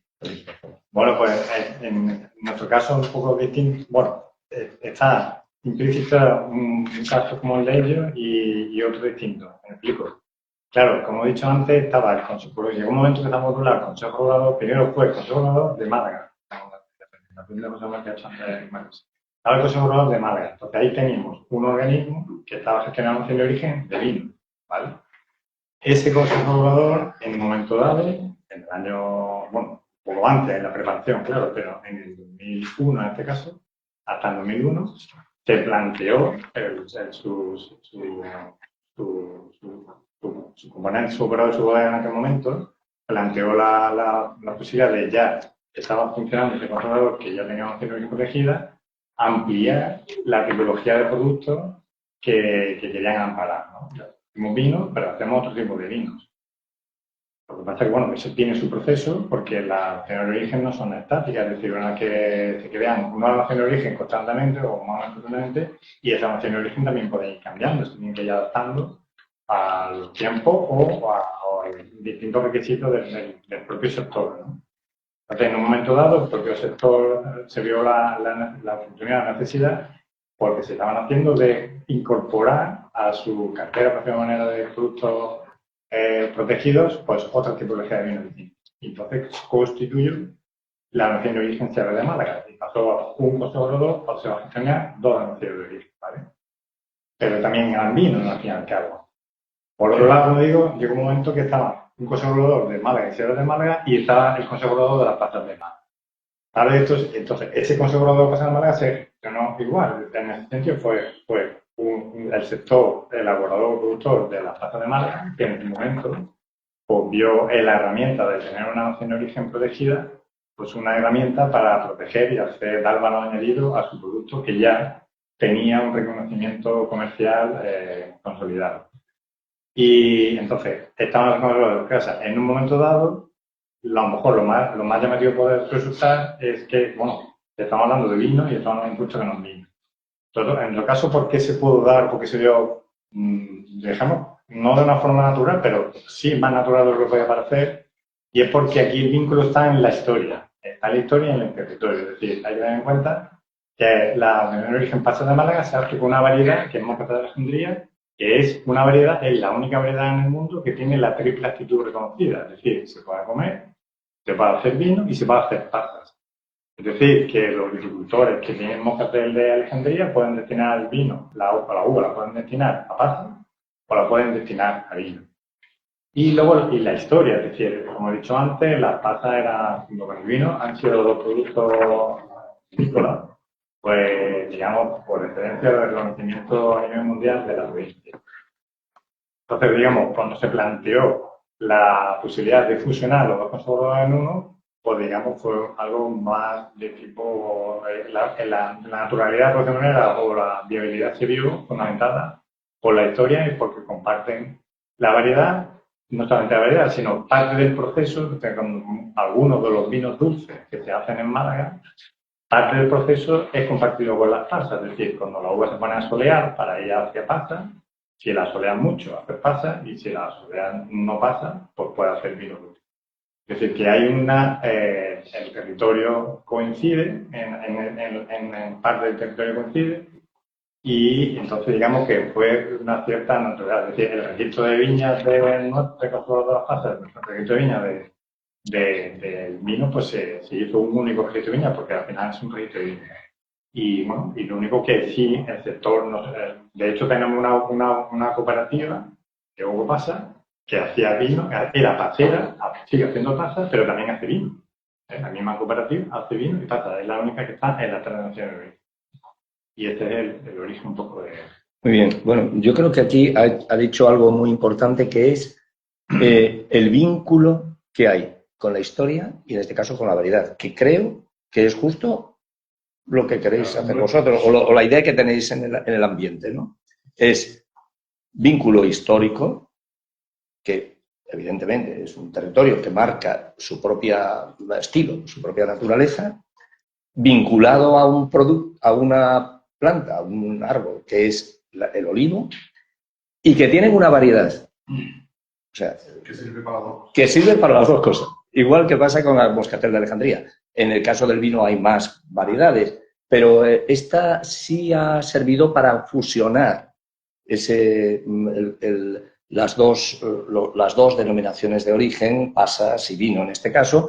Digamos que, aun siendo una parte del todo, es decir, la Moscatel no es la variedad única que existe para elaborar vinos, pero sí ha sido el nexo de unión.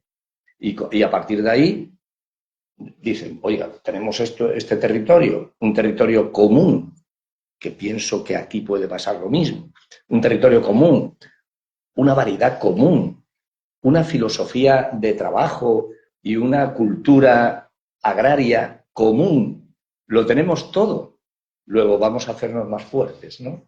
Y vamos a trabajar juntos, ¿no? Y entonces esa es un poco, y además trabajar juntos poniéndose, no buscando una cosa que no tiene sentido, vamos a lo loco, vamos a ver a esta qué aventura es, sino que se sabe que los productos con denominación de origen tienen valen en los mercados, tienen valor en los mercados, y eso, por lo tanto, aporta un plus al territorio. Quería preguntar también algo que se ha quedado en el tintero ante mi pregunta anterior. ¿Qué fortalezas habéis encontrado en la fusión? Si las hay. Sí, la principal fortaleza, como he comentado al principio, es proteger el producto. Proteger. Y la marca, ¿no? Esa ha sido la... Pero lo podíais haber hecho de forma individual. Sí. O sea, bueno, vosotros no, porque es el mismo producto. Claro, esta pregunta quizás va mejor para Javier. ¿Qué fortalezas, disculpa, sí, tiene razón. ¿Qué fortalezas pueden haber sucedido o puede generar el hecho de que tú en un momento determinado tengas, aunque también a ti te la voy a volver a repetir, porque hay una que me he dado cuenta que puede existir y que puede ser interesante. ¿Qué fortalezas? Bueno, pues yo resumiría como si fueran los mandamientos, ¿no? Porque la unión hace la fuerza y también la economía de escala, ¿no? Es decir, que si ahora el Consejo como institución pues, tiene que ir a relacionarse con otras instituciones, la propia gratuita de la Junta de Andalucía, o cuando tenga que hacer algún tipo de campaña de promoción. Es decir, no es lo mismo duplicar, porque estarían duplicando dos sistemas de gestión independientes. Pues al final es una cuestión de economía de escala y que de la unión hace la fuerza. Es decir, que la fuerza. Juntos somos más fuertes, hacemos más ruido, hacemos más presión, si es el caso de hacer presión para alguna defensa, y no es lo mismo. Es como si tú tienes que hacer una reclamación y van dos personas a reclamar, distintas, va una persona sola, pues como que tiene más capacidad, entiendo, básicamente. Sí, bueno, yo te quería hacerla porque también efectivamente había descubierto descubierto yo mismo que había una fortaleza que efectivamente no tiene que ver con que haya la fusión de dos consejos reguladores, sino el hecho de que en un momento determinado tengas dos productos que vender. Entonces, el ámbito promocional supongo que será un ámbito más, por supuesto, más potente, ¿no? Como ha dicho Ariel, la unión hace la fuerza, no solo ya en el ámbito promocional para cualquier campaña de publicidad o cualquier historia, sino a la hora de hacer fuerza contra la administración. No es lo mismo que vaya una empresa que vaya, en este caso, respaldado por la totalidad del sector, en este caso en Estepa. Y en eso nosotros sí hemos notado diferencia.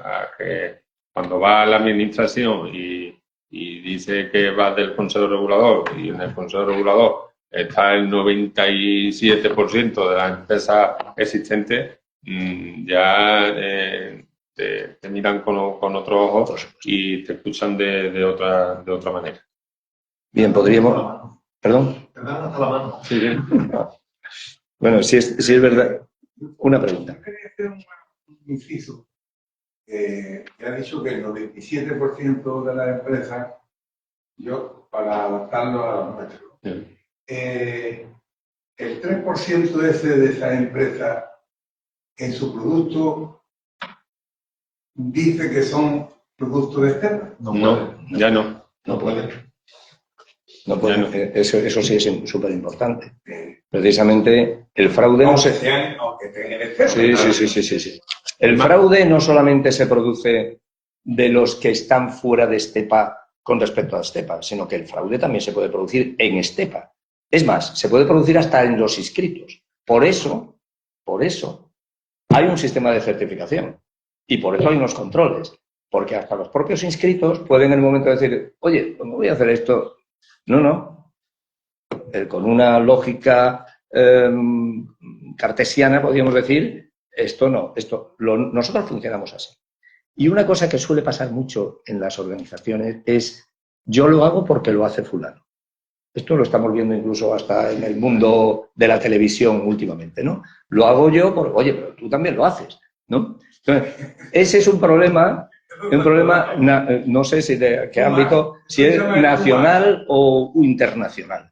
Pero lo que uno tiene que hacer es lo que tiene que hacer uno, no lo que hacen los demás.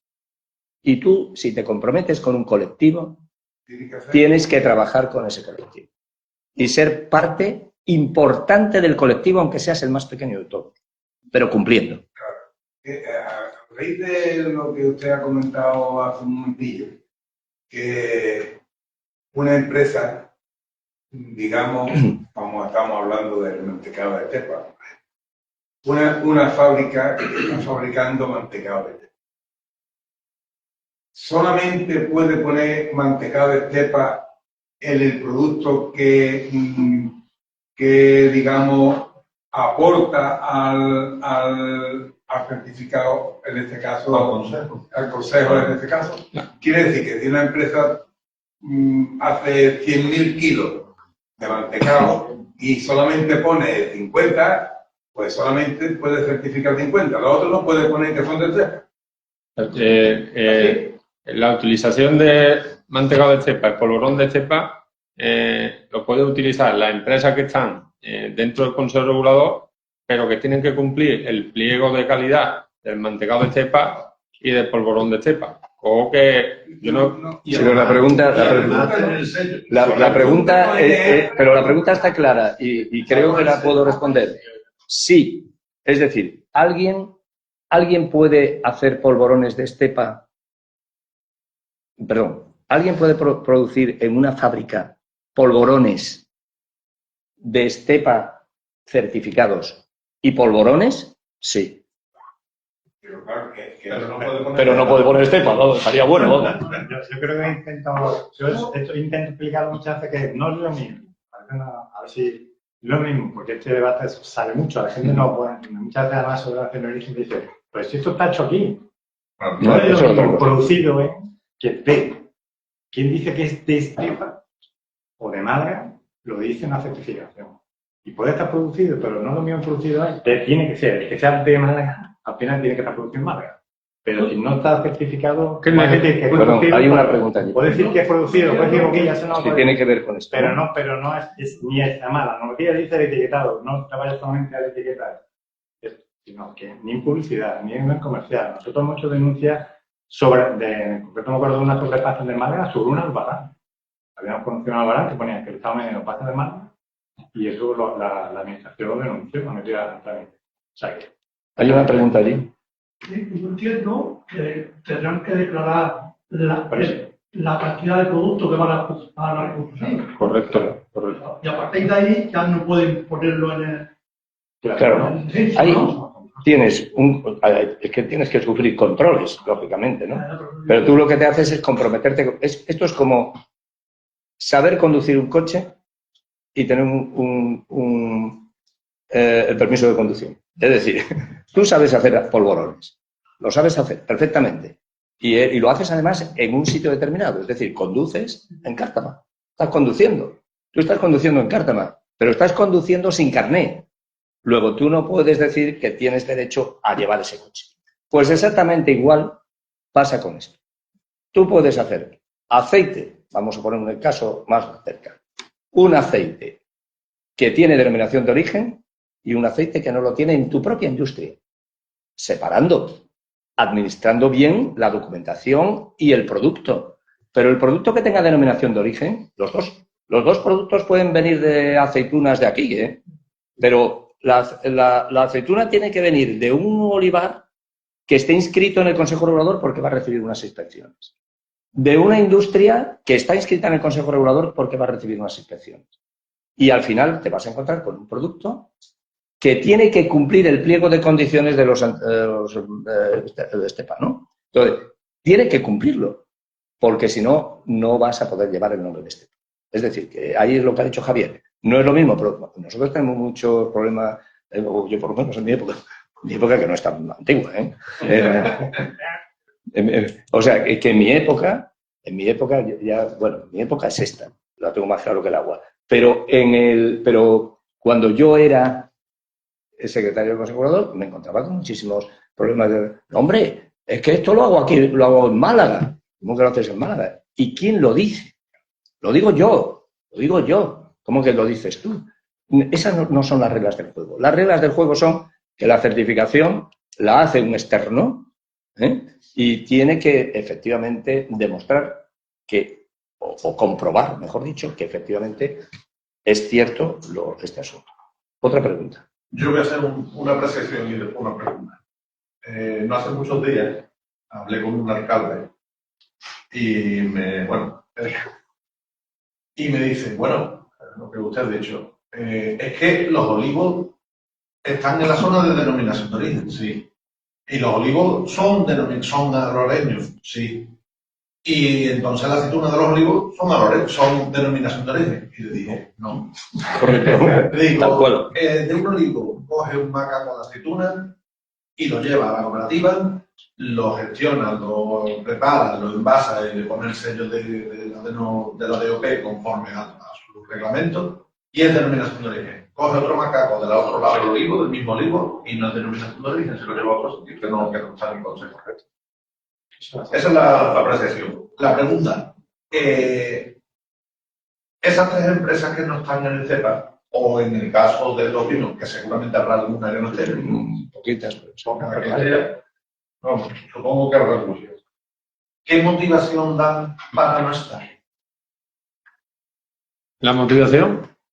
Pues... Porque supongo que lo habéis preguntado, oye, ¿por qué no entráis también? Pues muchas veces Estepa tiene 12.000 habitantes y muchas veces que yo me llevo mal con su tanito, que está dentro del Consejo Regulador y yo ahí no entro.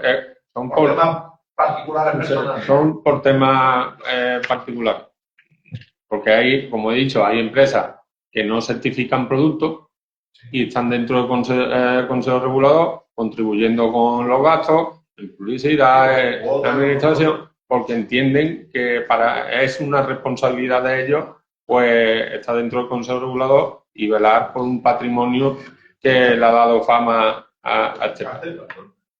Está claro que hay dos, y ahora vamos a entrar en esa última faceta, no sé si nos queda algún tiempo más, un poquito más. Sí, yo creo que 10 minutitos, 10 minutitos, no, 10 minutitos, una preguntita más genérica, ¿no? Pero sí es verdad que hay dos asuntos importantes en la creación de una denominación de origen o en una fusión, ¿no? Que son, uno, las cuestiones de carácter técnico, económica y de gestión, que aparentemente es una cuestión fácilmente solventable, y otra cuestión es la cuestión social. La cuestión social, que la podríamos dividir en dos paquetes. La cuestión social genérica, es decir, cómo se percibe por parte de los industriales el proyecto, y la cuestión social interna, que se tiene que marcar de una forma determinada en el propio organismo, es decir, por medio de la representación. Estos dos elementos son sustanciales para comprender el papel que tienen que hacer las denominaciones de origen y los consejos reguladores. Entonces, mi pregunta a los intervinientes de hoy es, bueno, había dicho cuáles son las fortalezas, pero si sabéis de algún inconveniente sustancial que impida que en un momento determinado haya una percepción negativa del papel que desarrollan las denominaciones de origen y los consejos reguladores. Bueno, en nuestro caso, desde la creación del consejo regulador, la verdad que todo ha sido positivo, ¿no? Tanto en el propio pueblo, porque lo ha visto como una defensa de su propio patrimonio, como he dicho anteriormente, también por las cuestiones políticas, que hay que tenerlas en cuenta también, y bueno, y después por el empresariado que se ha dado cuenta que la unión hace la fuerza. Respecto a lo que usted me preguntaba antes, para pertenecer al Consejo Regulador no solo hay que creer, sino también poder, porque puede ser que yo quiera pertenecer al Consejo Regulador y mis productos no cumplan con los pliegos de calidad, o puede ser, como ha sido el caso que he puesto antes, que mis productos cumplan para estar en el Consejo Regulador y yo no quiero estar en el Consejo Regulador por cualquier otro motivo. No, yo la pregunta la hacía porque en la zona nuestra,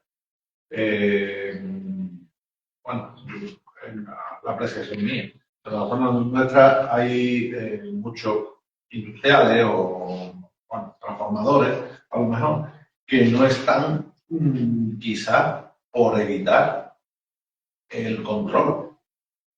Claro, y hacer un poco lo que la manga ancha de. Sí. Entonces, por evitar los controles, pero claro, probablemente no son conscientes, es lo que yo comentaba antes de entrar, probablemente no son conscientes de las ventajas respecto de los costes, porque los costes, cuando te echas cuenta, realmente no son lo que te puedes imaginar, son menos, y no son conscientes de las ventajas que da esto respecto de cualquier otra cosa.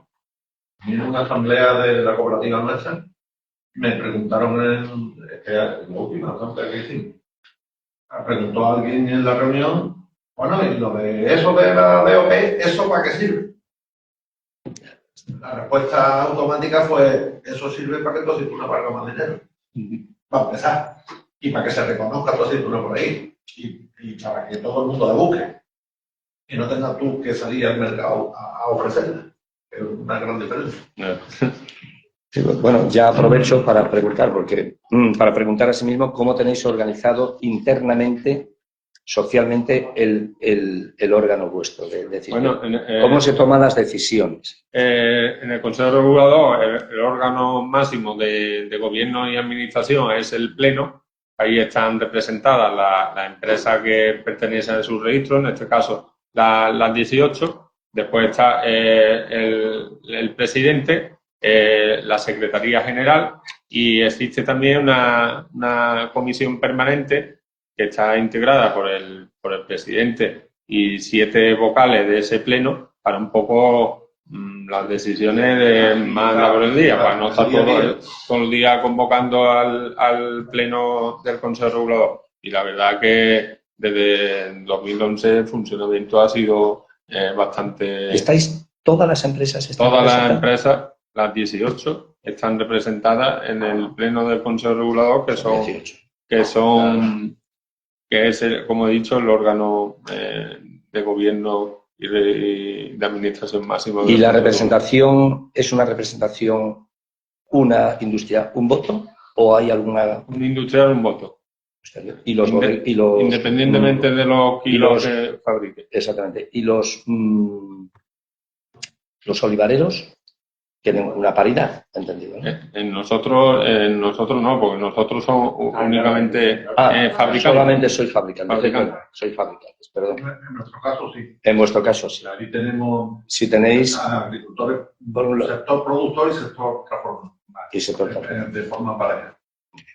¿Y en el caso vuestro, Javier? En el caso de Málaga, el órgano de gobierno son 20 vocales, 10 vocales son del sector productor, o sea, viticultores. De esos 10 viticultores hay 8 de vino y 2 del sector pasero, ¿vale? Del sector hay 10 vocales, los otros 10 vocales son del sector transformador, que hay 8 bodegas y 2 industrias paseras. Y luego es verdad que dentro del territorio, dentro de eso, es verdad que, por ejemplo, la serranía de Ronda, pues tiene una representación de 2 y 2. Tiene 2 bodegas y los de esos 6 y el de esos 8 y 8 son 2 y 2. Eso es un poco, pero hay una paridad de productor primario, o digamos, viticultor en nuestro caso, y sector transformador, o sea, 10 y 10. Y luego un voto es un voto un viticultor, un voto una bodega. Y como dice la Naval, o sea, como he hecho apuntado, hay viticultores que están representando porque tienen 1,5 hectáreas y hay alguna bodega que a lo mejor mueve 200.000 botellas. Pues el voto vale 1. Claro, aquí hay que tener en cuenta que aquí hay 50 industrias. Claro. Entonces, también, y hay 1.000 viticultores. O sea que esto también no puedes tener a los 1.000 viticultores aquí metidos. Pero sí es una, perdón, Javier, una pregunta que creo que es de interés. Porque dentro del Consejo Regulador hay 3 denominaciones de origen. Has dicho que hay bodegueros, pero cada denominación de origen tiene una representación, ¿no? Sí, cada denominación de origen tiene una representación. Me refiero a Málaga, Sierras de Málaga. Málaga y Sierras de Málaga. Claro, Málaga y Sierras de Málaga tienen 8 y 8 cada uno, ¿no? Bueno, exactamente, 8 y 8. O sea, hay 8 bodegueros, hay 8 bodegueros, y Pasa tiene 4, pero son 8 bodegueros de Málaga, 8 viticultores de Málaga. 8 bodegueros de Sierras de Málaga, 8 bodegueros de Málaga. Y 4 representantes, de los cuales 2 son de Pasas, comercializadores, y 2 son viticultores, productores. Es que la bodega nuestra, por ejemplo, no hay bodegas, no hay un registro de bodegas en Málaga, en bodega que sea de Málaga. O sea, hay bodegas que hacen la donación de origen, mayoría, no, pero bueno, pues sí, casi todo, bastante. Y algunas solamente hacen una, Sierra de Málaga, por ejemplo. Pero eso es indiferente, eso es una bodega. ¿Y cómo, con esta complejidad, cómo tienes organizado el sistema interno de toma de decisiones? Pues también hay una comisión permanente que está constituida por... Hay un vicepresidente, cada nación de origen tiene un vicepresidente. Hay un vicepresidente de la zona de Málaga, un vicepresidente de la nación de origen Málaga y un vicepresidente de la nación de origen Málaga. Y eso conforma lo que se llama la comisión permanente, también para este tema de la agilidad de la decisión. Un delegado de cada sector. Exactamente. De cada DOP. Sí, de cada DOP, correcto. Y luego hay unas comisiones, es decir, esa es la comisión principal de la comisión que se constituye casi de manera de facto, porque está en el reglamento recogida, Y luego hay unas funciones por los intereses de actividad principal que tenga el consejo. Tenemos una comisión de formación, una comisión de promoción, una comisión económica, una comisión de museo, porque nuestro consejo regulador tiene la suerte, la prioridad de que tiene un museo. Hay un museo del vino de Málaga que lo gestiona también el consejo regulador. Es un espacio que tiene su propia entidad. Y una comisión técnica. Las comisiones técnicas son básicamente para los temas técnicos de los pliegos y tal. Entonces eso es como se regula. Tienen más recursos porque tienen más volumen. Yo tengo una pregunta que creo que es clave a la hora de tener más de un consejo, o sea, más de una DOP en el mismo consejo. Mi pregunta es, supongamos nosotros mismos, tenemos aceitunas de mesa, tenemos una serie de industrias que se dedican a las aceitunas de mesa, una serie de industrias y una serie de agricultores. Puede ser, probablemente los agricultores van a ser los mismos, ¿vale? Pero cuando vamos a poner el caso hipotético de que conseguimos la DOP del aceite. El aceite de Málaga lo van a pegar aquí. Entonces, perdón, aquí allá. Conseguimos esa DOP. ¿Y cómo se articula los dos consejos para fusionarlos en uno de tal manera que queden representados? Quiero decir, porque, por ejemplo, la mitad de los industriales que trabajan con nosotros son industriales de la aceituna de mesa, no del aceite. Los que entren por el otro lado del aceite. Vamos a ver, es que yo creo que hay un trabajo previo que hay que hacer. Porque lo mismo los productores de aceite quieren hacer su consejo regulador. Y no entran de ninguna manera. Pero también puede hacer que se constituya una denominación de origen propiciada por alguien, que puede ser el propio consejo regulador de la aceituna loreña de mesa, para el aceite, e incorporar esa denominación de origen al consejo regulador existente. Lo único que hay que hacer es arbitrar adecuadamente, es decir, cubrir en el pliego de condiciones, porque el consejo regulador también es un organismo que en la base legisla. Es decir, todos nos sentamos, los productores de aceite, de aceituna y los productores de aceite, y tomamos la decisión de cómo tiene que ser nuestro aceite. Y cuál es. O sea, nosotros somos la base legislativa está en el poder de la base productiva. Y por lo tanto, eso es muy importante, porque si hay productores que están dubitativos a la hora de entrar, pues hay que hablar con ellos para decirles, oye, mira, aquí tenemos un marco en el que podemos trabajar. Y hay que ver cuáles son los parámetros en los que nos podemos mover. Eso es una cuestión. Y otra cuestión es cómo implementamos la posible creación de una denominación de origen dentro del Consejo o no. Como es el caso que ha sucedido con nosotros o como es el caso que ha sucedido con Esteban. Nosotros hemos hecho las dos cosas.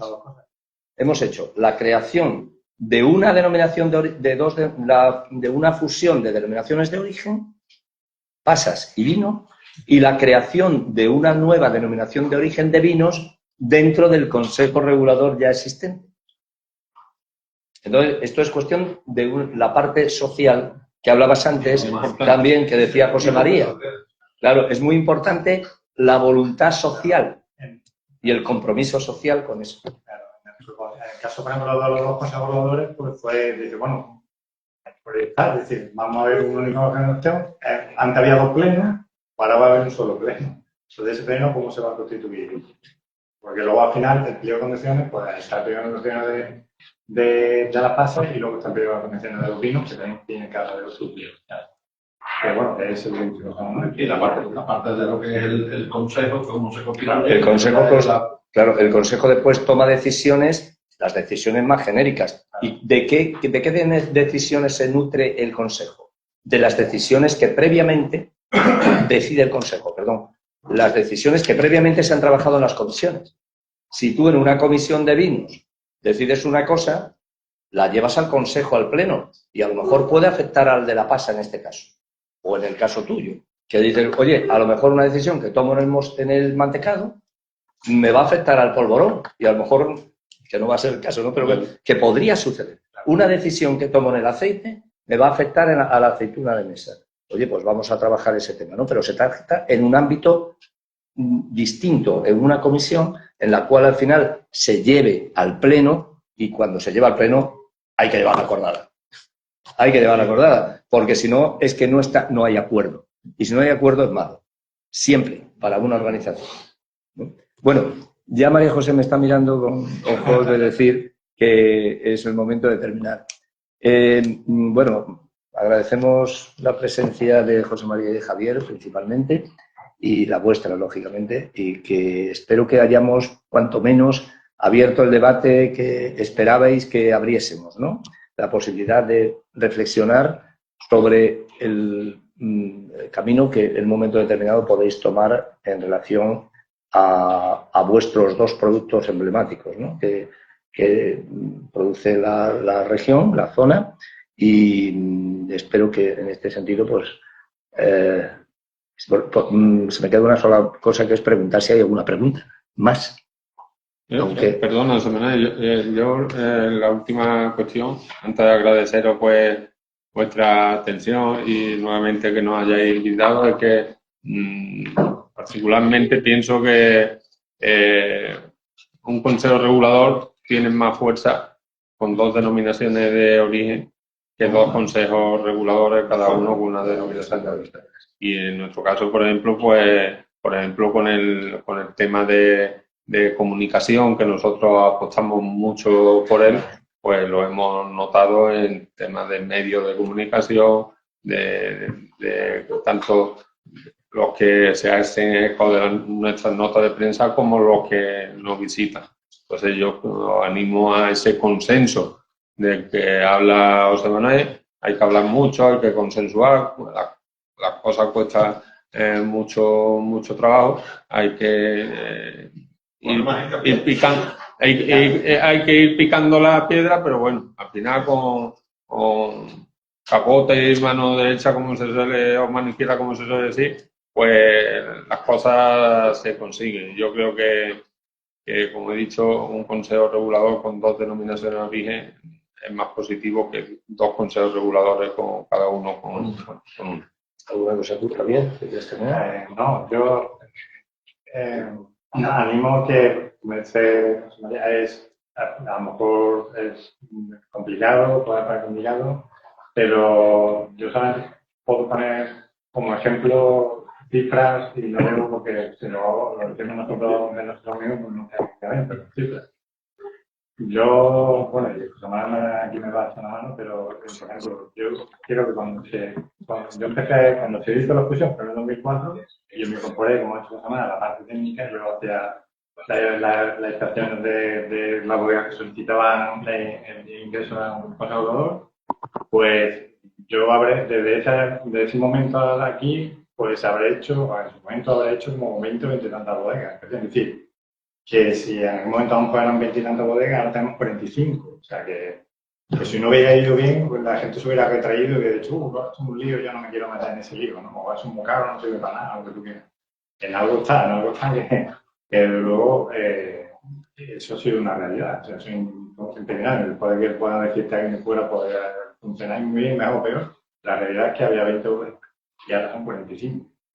En algo será, ¿no? Bueno, yéndonos al Pleistoceno, que es donde yo puedo hablar, en aquella época, cuando estaba solo Málaga, había 9 bodegas. Por lo que fue Málaga. Claro. Esto ha supuesto de 9 pues, al nivel que hay ahora mismo, ¿no? Que son cerca de medio centenar de bodegas, ¿no? Por lo tanto, eso es la bodega. Las comercializadoras de pasas sí han bajado porque la pasa es un producto más complejo, pero bueno, pues es un síntoma. Es un síntoma. De manera que, si no hay ninguna pregunta más, y con nuestro agradecimiento a todo el equipo y en tu persona, pues a vuestra disposición ya en otro ámbito.